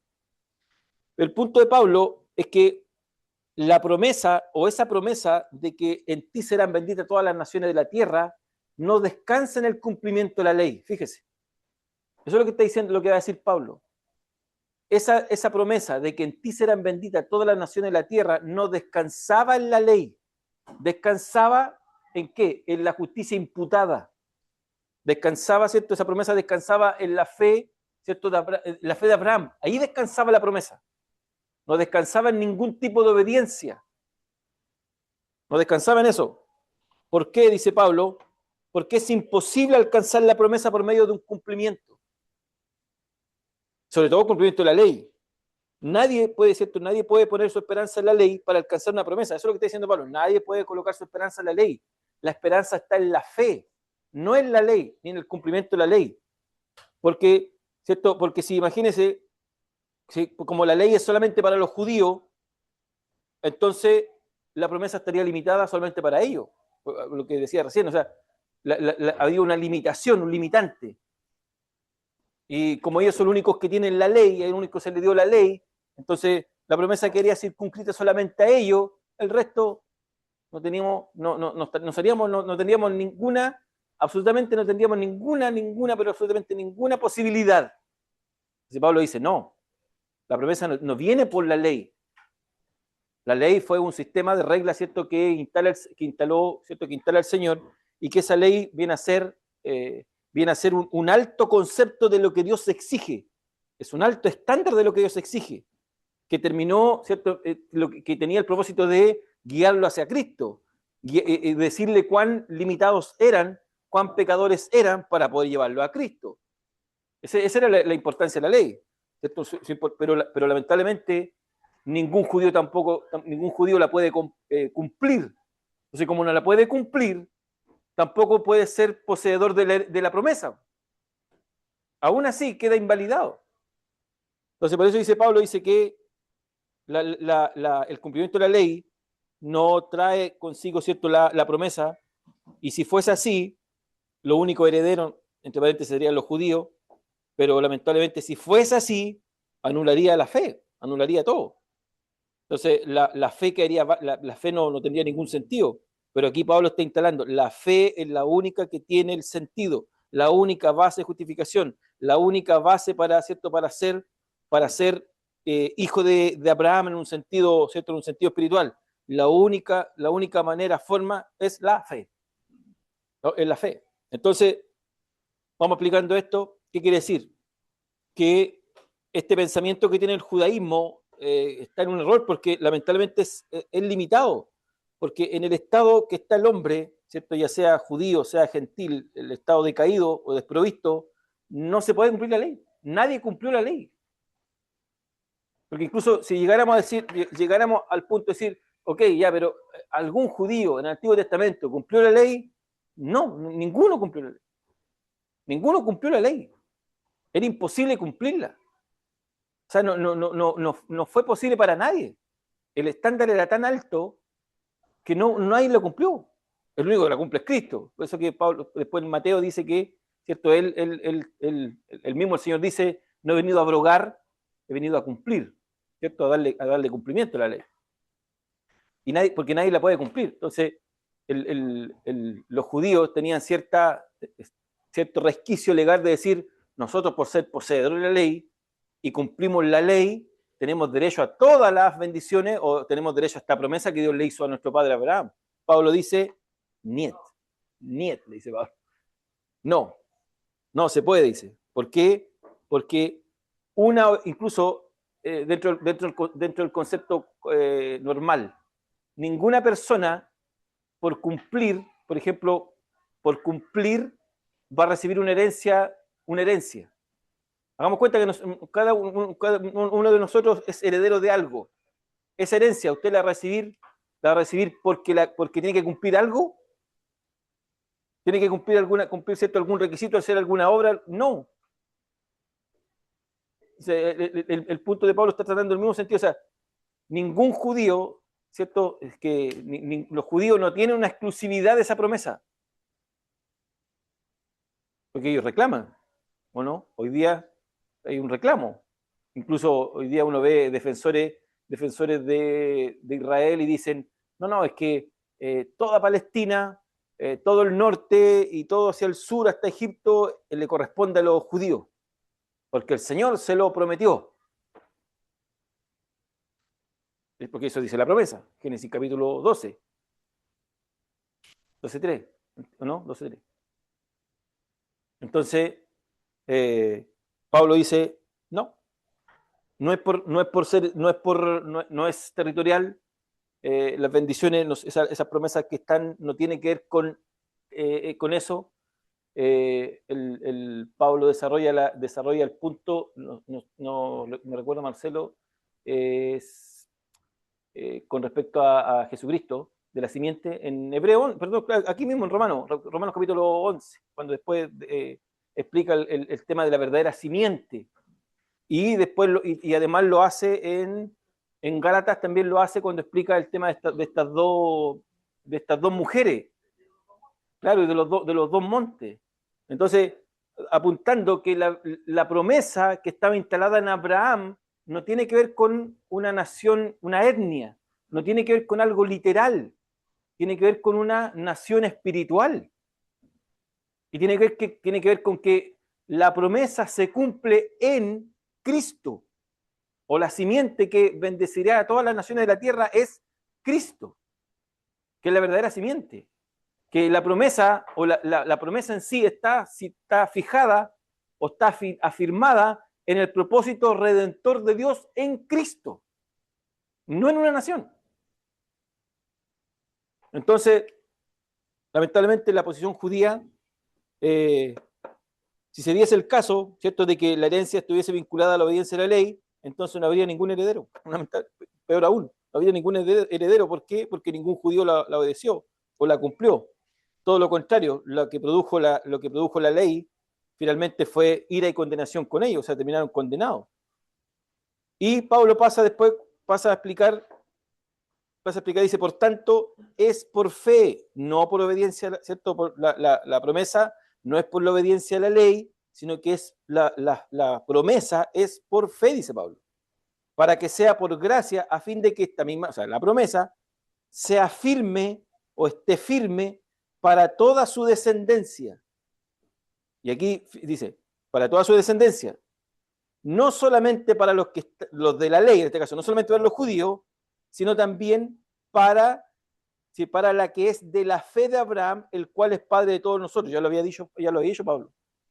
Entonces dice que esa promesa, fíjese, o sea, ahora está instalando Pablo la idea de que la promesa que Dios le dio a Abraham cuando le dijo, en ti serán benditas todas las naciones de la tierra, esa promesa no es por el cumplimiento de la ley, no es por la circuncisión, no es por ser judío. Dice que es solamente por la fe, para que sea por el favor divino, por la gracia, y tiene que ser así por la fe, para que esa promesa sea firme, ¿cierto? Esté afirmada, afiatada, ¿cierto? Para que se cumpla en todos los que tienen la misma fe de Abraham. ¿Se entiende? Sigue descartando Pablo.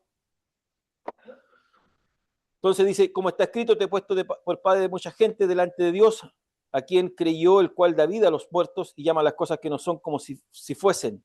Y creyó en esperanza contra esperanza para llegar a ser padre de mucha gente, conforme a lo que les había dicho, así será tu descendencia. Entonces, ¿qué es lo que está haciendo Pablo? Está diciendo que es la sola fe para que sea por gracia, ¿cierto? Para ser contado por justicia, antes de la circuncisión, antes de la ley. ¿Cuál es el propósito de esto? Para que la promesa esté segura, sea, la promesa de Dios para que permanezca esa promesa, para que haya permanecido esa promesa segura, tenía que ser por la fe. Bajo ningún concepto de ley, bajo ningún concepto de circuncisión, bajo ningún concepto de obedecer la ley por medio de los judíos. La promesa de, ¿y cuál promesa? Veámosla de inmediato. ¿Cuál promesa? La promesa de que Dios iba a traer a Jesucristo al mundo para comprarnos, ¿cierto? Comprarnos de nuestro pecado, para redimir nuestros pecados, para cumplir, ¿cierto?, la obra expiatoria. En eso está la promesa. Entonces, Dios usó a Abraham, Dios imputó justicia a Abraham, y en esa fe, ¿cierto?, también afirmó la promesa.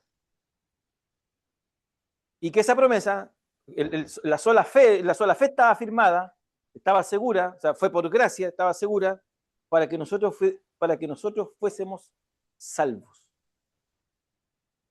No está hablando de herencia terrenal, no está hablando de una promesa, ¿cierto?, territorial. No está hablando de que Israel va a ser, ¿cierto?, territorialmente desde el Éufrates hasta el Nilo. No está hablando de eso. En ti serán benditas todas las naciones de la tierra. Está hablando de en Cristo. O sea, Dios afirmó su promesa por la sola fe.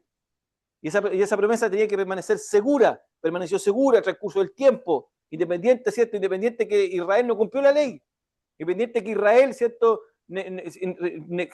cada cierto tiempo pecaba, Dios usaba su misericordia, volvían, después pidió rey, se dividen los reyes, se dividen en dos tribus, una tribu desaparece, la otra tribu se va a Babilonia, luego vuelven, tras pie, pecado tras pecado, y aún así esa promesa permaneció firme, porque no estaba firmada en el cumplimiento de ellos.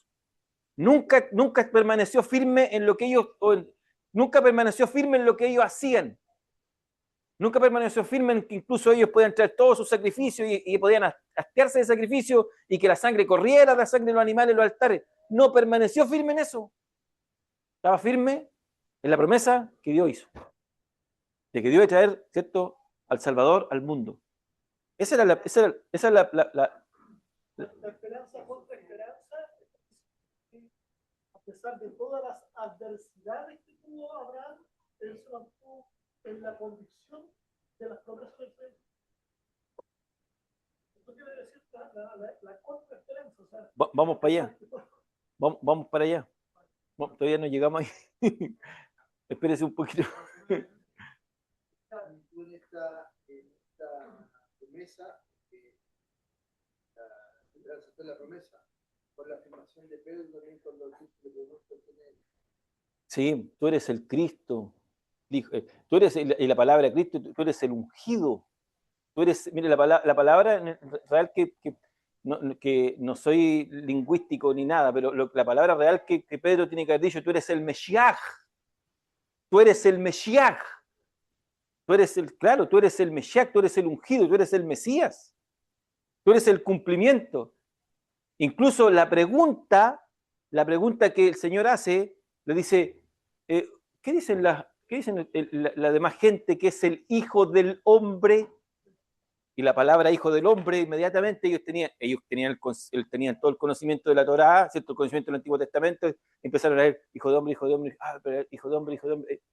Daniel 7, ahí Daniel 7, 13, 14, ahí dice que un hijo de hombre iba en dirección al anciano de día a recibir un reino inconmovible que no tendría fin, porque todos los demás reinos se iban entregando uno con otro, pero entre medio del, ¿cierto?, entre la cuarta y la tercera y cuarta bestia, el Hijo del Hombre. Entonces, ¿qué hace Pedro? Dice, tú eres ese Hijo de Hombre que recibe el reino de parte del anciano de día. Entonces, la promesa, o en ti serán benditas todas las naciones de la tierra, esa promesa tiene que ver con Cristo. Entonces, lo interesante de esto es que Dios no firma su promesa en ninguna obra humana. Eso tiene relación este pasaje también. Claro. La Iglesia Católica la firma. Tú eres Pedro. Claro. Bien, claro. No, entonces, claro, entonces, ¿qué es lo que hace Pablo allí? Dice que solo la promesa está firmada en la fe. para que, ¿cierto? Para que Dios muestre su favor, ¿cierto? Y esa promesa esté segura, y esa promesa alcance ¿qué? Alcance a todos los creyentes. No hay exclusividad judía, alcanza a todos. Entonces, por tanto, es por la fe para que sea por la gracia. Eso está diciendo Pablo. Entonces, Pablo necesita dejar claro que esta frase la va a desarrollar, ahora va a desarrollar el punto de la naturaleza, lo que dice Marcelo, va a desarrollar la naturaleza de la fe de Abraham para poder dar a entender cómo funciona la fe o cómo reacciona la fe ante la promesa que Dios colocó en Abraham. Entonces, Pablo desmarca de inmediato, ¿cierto?, que no hay ningún otro ingrediente dentro de la justificación. La justificación del hombre es por la sola fe. No hay otro ingrediente, no hay otra manera. Entonces, y aquí Pablo también da a entender, ¿cierto?, que hay un elemento fundamental dentro del plan perfecto y eterno de salvación. Si es solamente por la fe, ¿cierto?, lo único que el hombre tiene o produce es fe. O sea, para poder ser salvo. Dios muestra su gracia y el hombre lo único que puede responder es fe. No hay otro ingrediente dentro de la ecuación de la salvación o dentro de la justificación. Absolutamente nada. Entonces vamos avanzando. ¿Qué dice Pablo? La fe y la gracia, dice, están acuñados en Abraham, ¿cierto? Abraham es el modelo de la fe que estaba mostrando Pablo, está enseñando Pablo, y en quién se hicieron, ¿cierto? Se hicieron las promesas, y esas promesas están seguras, mire, están seguras para todos los de la fe. Esa promesa está segura para todos los que son de la fe, incluyendo judíos y gentiles. Y esto lo constituye, nuevamente repite Pablo, lo constituye como padre espiritual de todos los que creen. Por eso lo constituye Pablo, o sea, Pablo lo dice ahí, que Abraham es el modelo. Desde Abraham, ¿cierto? La fe, la misma fe de Abraham, es la misma fe que tenemos nosotros. Ahora la pregunta que podría hacerle a nuestra hermana Susana es, ¿y qué pasa con lo anterior a Abraham?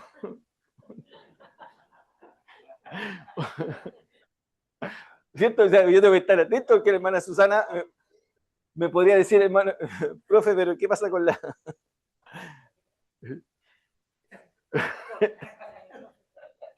Está bien, está bien. ¿Ah? Sí, no, está bien. La misma forma como Dios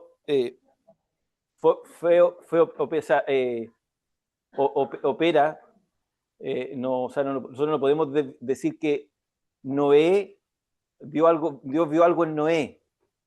No podemos decir que Dios vio algo en Set. No podemos decir que Dios vio algo en Abel, Enoc. No, es lo mismo. El problema está que nosotros de Abraham hacia atrás, ¿cierto? Génesis 12, de Abraham hacia atrás, hay mucha historia, pero no tenemos los relatos completos. Entonces tenemos historia, eso se llama prehistoria, incluso. Dentro de la teología se llama prehistoria, teología prehistórica, que está contada incluso de manera distinta, tiene otro lenguaje, tiene otra manera de explicar, otra manera de el escritor escribirla, ¿cierto? Darla a conocer. Pero tiene que ver con lo mismo, o sea, la misma fe, la misma forma como Dios justificó a Abraham, así también justificó, y nosotros creemos que fue justificado a Adán, que se salvó, ¿cierto? Si fue justificado Abel, Enoc, Set, ¿cierto? Posiblemente Taré, no sé, ¿cierto? Papá de Abraham.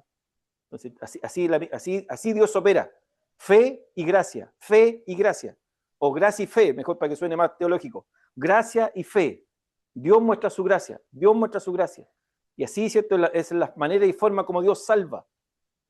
Absolutamente no hay ningún otro ingrediente, es gracia y fe. Entonces, Pablo explica que Abraham, ¿cierto? O la promesa, porque aquí está hablando de la promesa, ¿cierto? Aquí aparece la promesa del Salvador, aunque el Salvador ya estaba prometido, pero aparece la promesa del Salvador, de la salvación.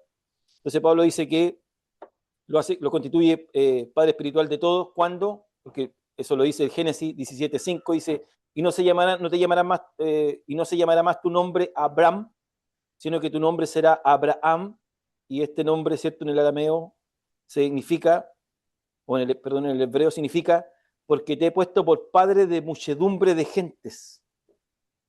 Entonces, ahí está ya está constituido Abraham, ¿cierto? Ya fue constituido en Génesis, ya fue constituido padre de naciones, ya constituido padre espiritual de la circuncisión y de la incircuncisión, de judíos y gentiles, ya había sido declarado.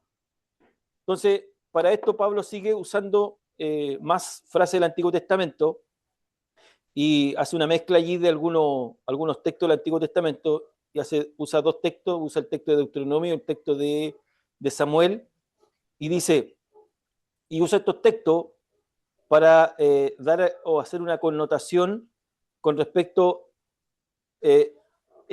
al objeto de la fe de Abraham.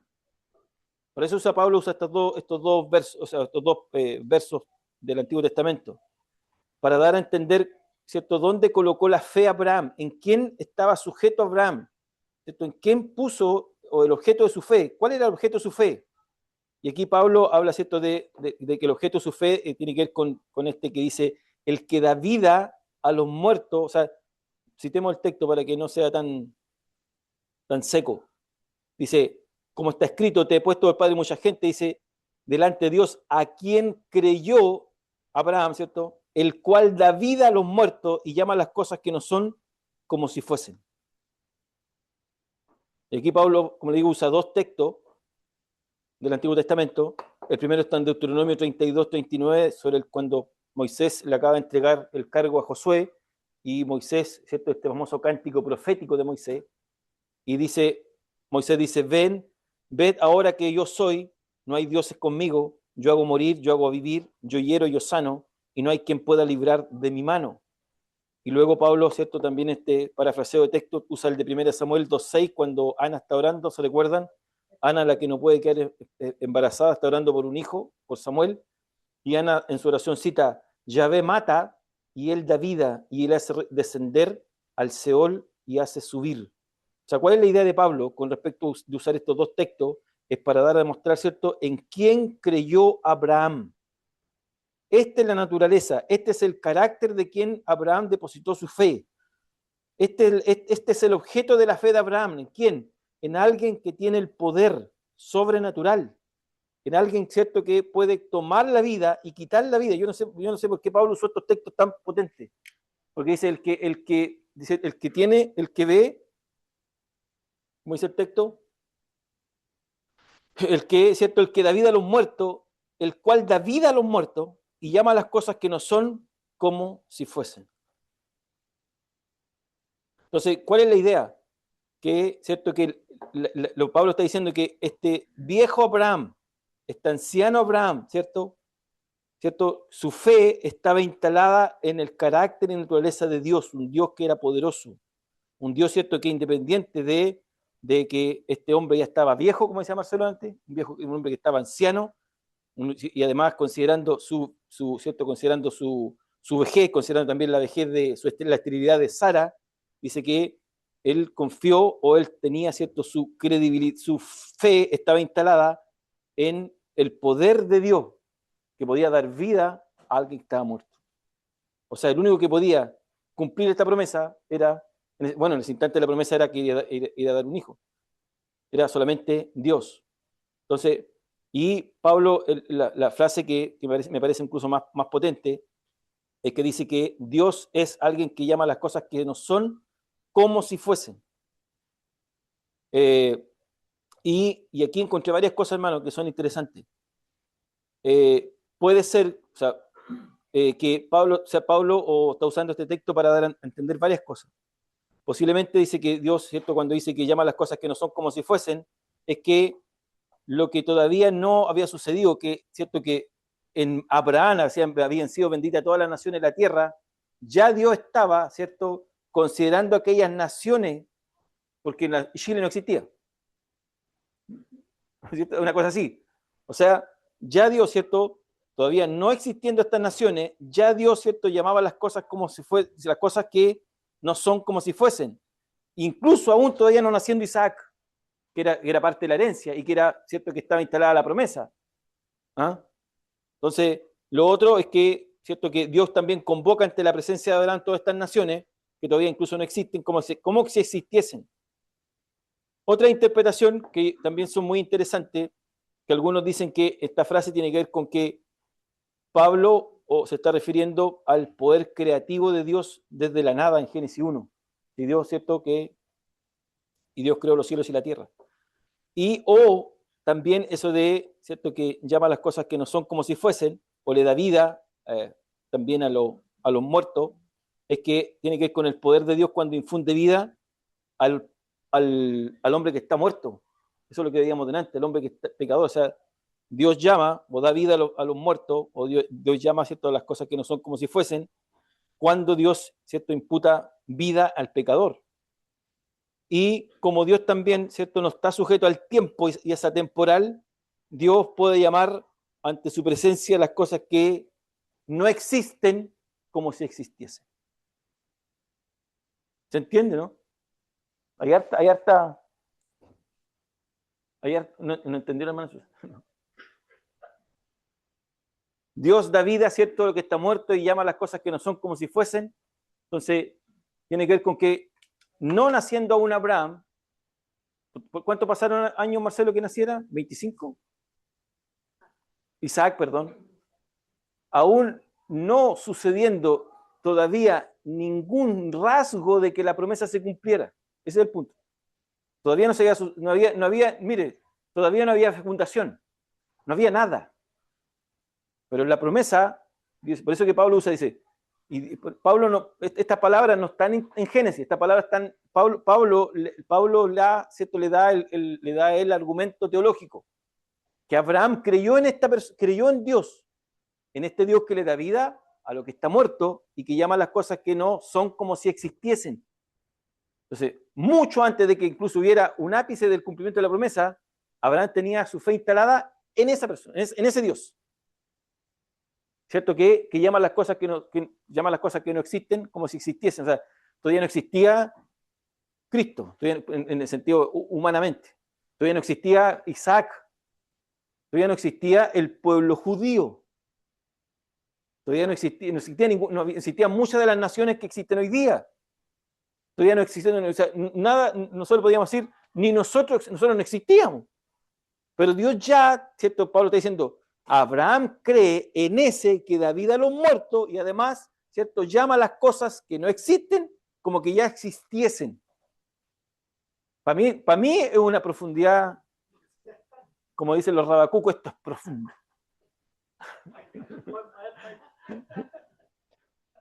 Es que al menos para mí, yo siento que esas frases son potentes, porque sí, ¿sabe por qué? Porque está dando a conocer atributos divinos, potentes atributos divinos. Así es Dios. Dios tiene un poder omnisciente, omnipotente, omnipresente. Dios, ¿cierto? Dios es soberano. Él conoce, esto está diciendo que Dios conoce todas las cosas. No es que un Dios que va conociendo, no es un Dios que va al futuro, ve y vuelve, no. No es un Dios que va, ¿cierto?, aprendiendo de nuestros comportamientos. Dios llama las cosas que no son como si ya existieran. O sea, Dios ya nos había llamado, una cosa así. Dios ya nos conocía, Dios ya sabía. Porque en Cristo, o sea, porque la promesa está firmada en Cristo. Ahí usted cualquiera, ahí le sirve. Entonces, ¿qué es lo que está diciendo Pablo? Ahí usted le pone otro ingrediente y la predica. Entonces Pablo explica, ¿cierto?, cómo Abraham responde ante esto. O sea, Pablo está diciendo que Abraham, ya con esta frase, creyó en aquel que da vida a los muertos y que, ¿cierto?, y que llama a las cosas que no existen como si existiesen. Dice que Abraham cree en esta persona, dice, en esperanza contra esperanza. ¿Qué quiere decir esto? En esperanza contra esperanza, y San Crisóstomo, un padre del siglo IV aproximadamente, dice, IV, dice que Abraham creyó en contra de toda esperanza. Eso es lo que está diciendo. Se dice que esta es la mejor interpretación. Abraham creyó, Abraham creyó contra toda esperanza humana en esperanza en Dios. Esa es la fe de Abraham. Y, o sea, ¿qué hace Abraham? Hizo caso omiso a toda la esperanza que se funda en la razón humana. 25 años.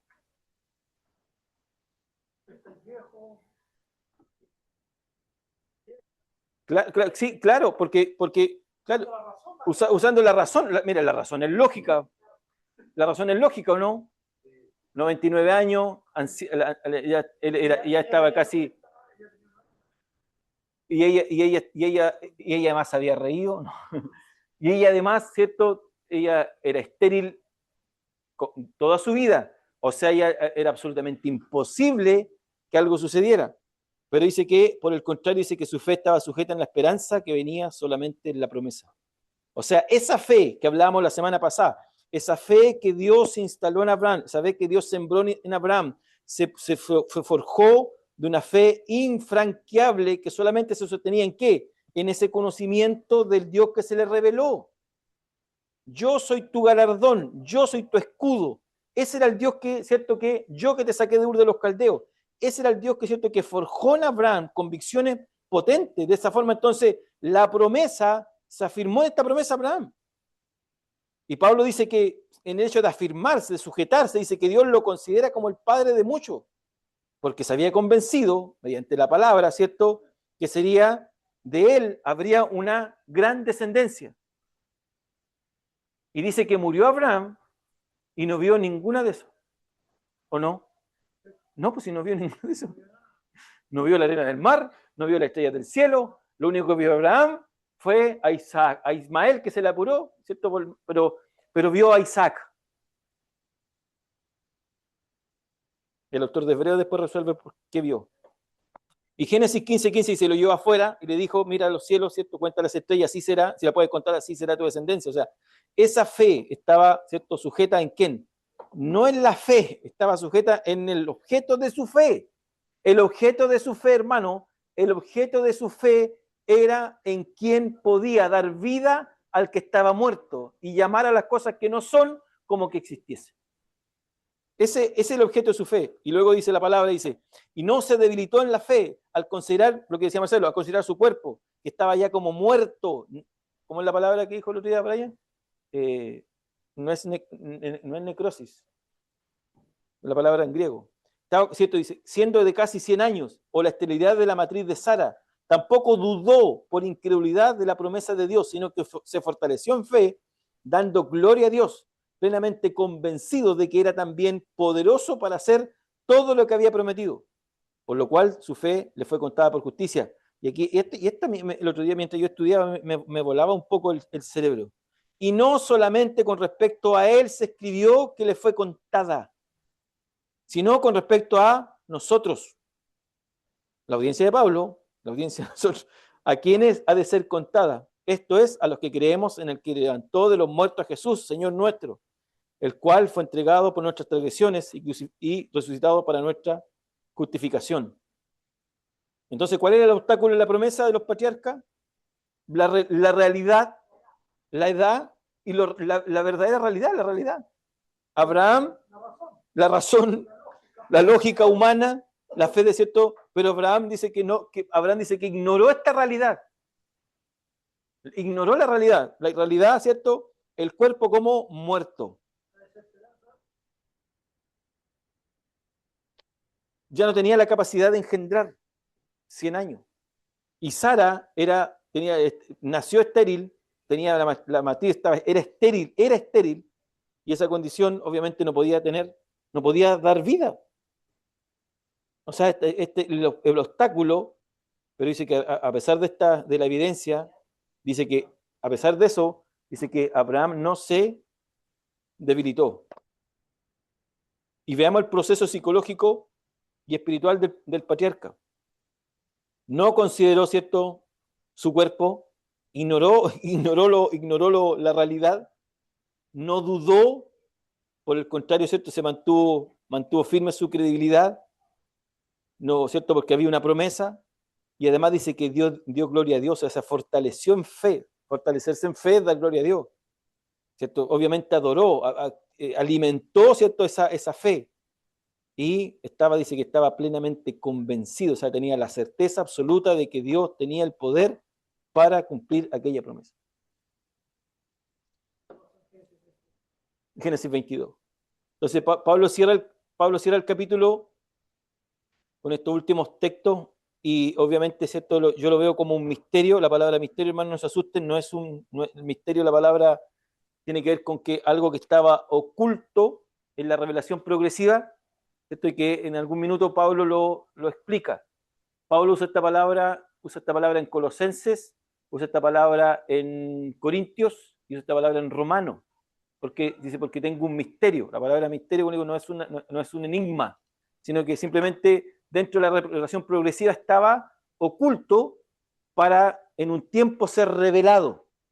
Entonces, esto no aparece antes en la Escritura, en ninguna parte antes de la Escritura, y Pablo aquí lo dice, que en el momento cuando el autor de Génesis estaba escribiendo sobre Abraham, que Dios lo contó por justicia, en ese instante el escritor Moisés también estaba escribiendo de nosotros. O sea, nosotros también estábamos ahí en esa, fue contado por justicia. Claro, lo que está apuntando Pablo y lo que está diciendo es que no hay otro modelo de salvación. No hay otra forma de que Dios impute justicia. No existe otra manera. No hay otra forma, modelo, método, no hay otro, no existe. El único manera, forma o método que Dios usa es la justificación, ¿cierto? Él imputa justicia por la fe, nada más. Y ese mismo modelo compartimos nosotros. Eso es lo que exactamente está diciendo Pablo. El mismo modelo que vemos en Génesis 6 es el mismo forma como Dios también nos convence a nosotros y nos imputa su justicia. Es el mismo modelo. No hay otra forma.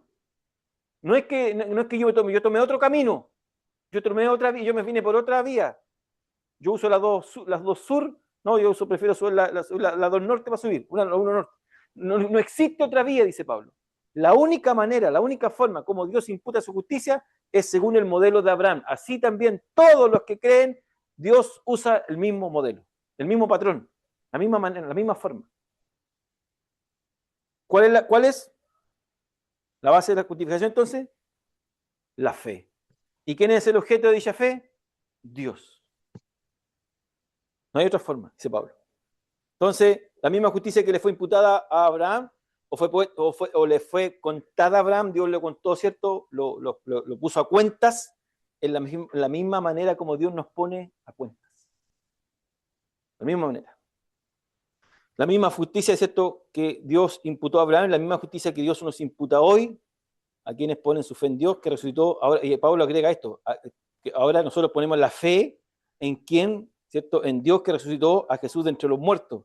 En el Antiguo Testamento, ¿se recuerdan? En las promesas de salvación. Ahora en que la obra ya fue consumada.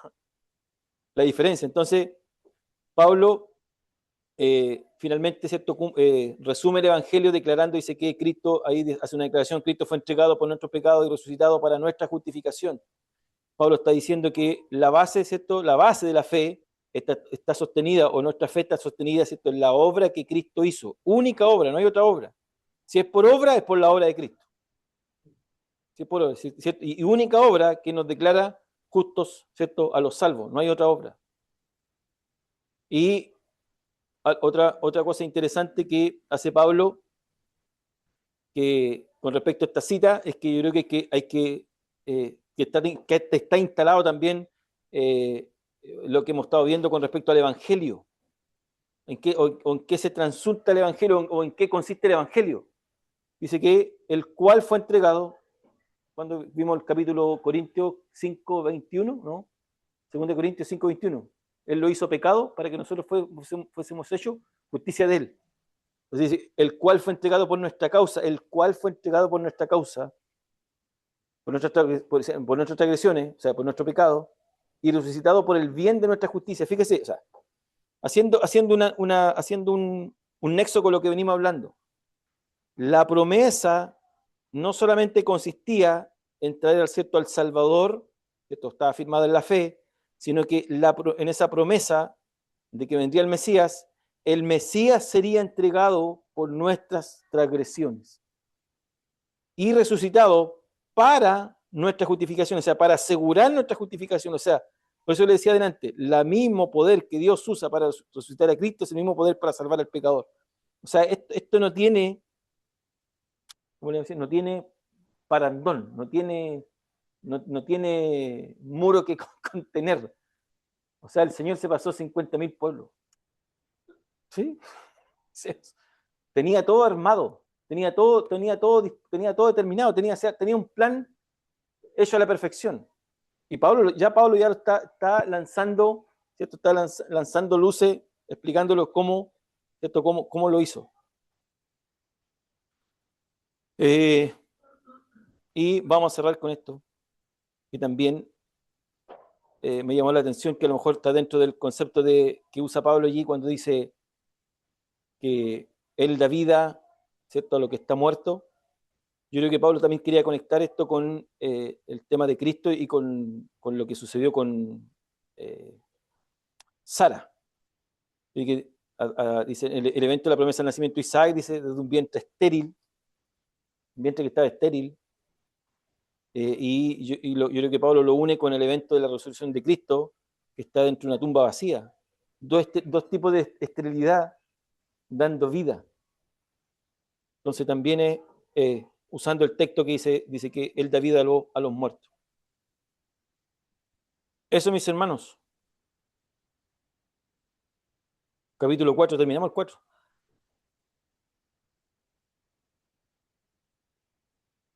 ¿Ah?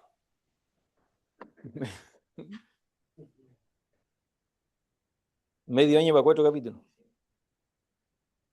Bien. ¿Algo que acotar? ¿Se entendió? Pablo, en resumidas cuentas, Pablo está apuntando ¿cierto? Está explicando la doctrina de la justificación por fe. Nada más. Que es la fe, la sola fe y nada más que la fe. No es por circuncisión, no es por cumplir una ley, y que la promesa de la salvación por fe estaba, ¿cierto?, también afirmada en fe. Porque si hubiera estado afirmada en cualquier otra base, no tenía, ¿cierto? No tenía sustento, no tenía firmeza. Bien, ¿algo? ¿Nada? Entonces, acá, cuando usted dice que tenemos que tener el modelo de Abraham, hablamos igual de estos 4 conceptos que dio usted, el no dudar, el fortalecer. Sí, no quería tocarlo porque yo soy débil ahí. Es que yo creo que igual Dios trata de distinta manera también en el proceso de nuestra fe. Algunos crecen más rápido, otros crecen más lento. Algunos de los procesos son más fáciles y otros de los procesos son más difíciles. O sea, de que el modelo, el patrón de la justificación es el mismo. El patrón de la santificación es distinta. Es distinta. Por ejemplo, a Abraham el Señor lo probó con su hijo. A nosotros no nos va a pedir un hijo, por ejemplo. Tenemos y estamos en otro contexto. O sea, nosotros tenemos otras luchas, tenemos otras dificultades, tenemos otras pruebas, tenemos otras circunstancias. Pero sí el modelo con respecto a la característica de nuestra fe, tenemos que llegar a esa convicción. O sea, nosotros tenemos que estar plenamente convencidos de todo aquello. O sea, tenemos que llegar a esa convención de no dudar, porque creemos en el Dios que crea Abraham. Tenemos que llegar a ese punto. Aunque veamos que la realidad nos dice lo contrario, pero nuestro espíritu, ¿cierto? El espíritu que Dios ha puesto en nosotros nos dice que no. Y nos mantenemos, por ejemplo, hoy día, no sé, no sé cuánta, esto de que invento que pone la gente, por ejemplo, no, que viene un terremoto, que va a sacudir Chile, y que ya hay. Es que no, que yo estoy convencido que no es así, porque la palabra dice lo contrario. No, es que a la Tierra le quedan, no sé, unos par de segundos de vida y le va a colapsar.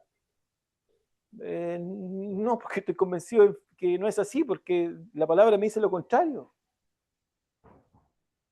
Entonces, tenemos que llegar a convencernos en eso, de no dudar. ¿Es difícil? Sí, sí, porque dudamos. Dudamos, o sea, aquí no podemos creernos los super fe. Eso, no tenemos la super fe. Bien, ¿algo?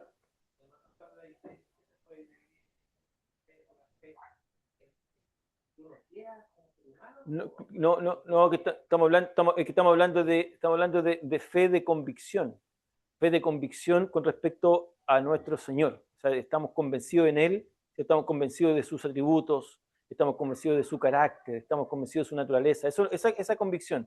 Porque la gente malentiende la fe, cree que la fe tiene que vislúmbralo, decrétalo y dilo. No, eso no es fe. Eso se llama, ¿cómo se llama?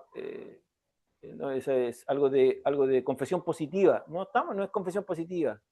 Nosotros, ¿cierto? Nosotros estamos convencidos de que estamos guardados en su mano. Estamos convencidos de que la muerte, ni el Hades, ni ángeles, ni principados, ni espada, ni potestades nos podrán separar de su amor. Estamos convencidos de que lo que hizo en la cruz fue completo y perfecto, claro, y suficiente. Déjame terminar. Estamos convencidos de que su muerte, ¿cierto?, murió y resucitó entre los muertos. Estamos convencidos, ¿cierto?, que en este minuto reina y tiene todo en su mano. Nada pasa desapercibido, tiene todo en su mano. Estamos convencidos de que Él, ¿cierto?, va a volver. Y estamos convencidos de que vamos a vivir eternamente con Él. Y estamos convencidos de que este caminar, que es difícil, que es muchas veces complicado, estamos convencidos de que en algún minuto esto se va a acabar y que todo ese pecado que arrastramos y que todavía nos estorba y que queremos destruirlo, estamos convencidos de que va a llegar un minuto en que Él nos va a presentarnos delante de Él y vamos a ser glorificados juntamente con Él. O sea, esas convicciones, no convicciones materiales, no, esas convicciones que Él es Dios y que Él caminó entre nosotros. Y como dice el autor, y vimos su gloria como gloria del unigénito del Padre. Esa convicción no nos puede mover, no nos puede mover ni al derecho ni al izquierdo. Que en Él estamos guardados, que en Él lo tenemos todo, que en Él estamos completos. Que independiente de que nosotros decimos, pero completo en qué, si me falta, aún siento que me falta esto y todavía me estorba este otro. Pero Él dice, no, ustedes están completos en Cristo y guardados en Él. A esas convicciones, hermano Juan, esas convicciones, que estamos sentados en lugares celestiales, pero sentados en el concepto, en Él, no porque yo tengo algún derecho, no, en Él. La constante de primera, el capítulo 1 de Efesios es en Él, en Él, en Él, en Él y en Él, en Cristo. O sea, esas son las convicciones.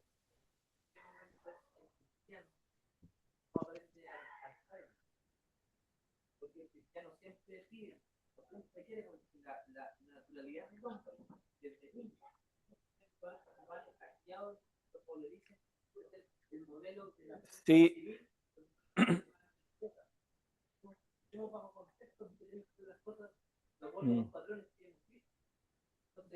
Sí.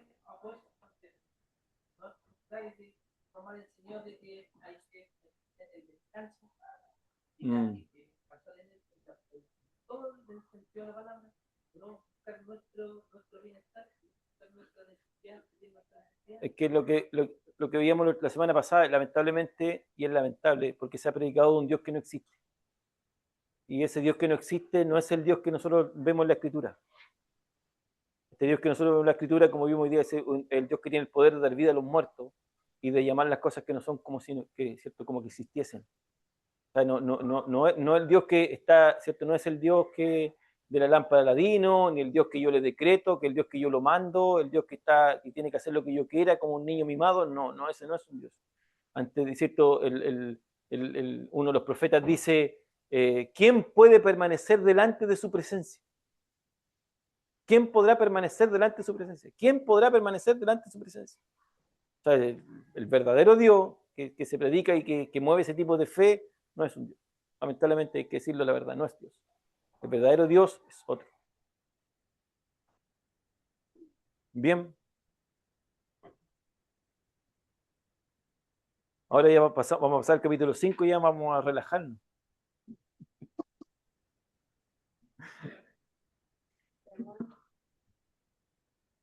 Bien. Cerramos en el nombre del Señor. Vamos a orar y nos vamos a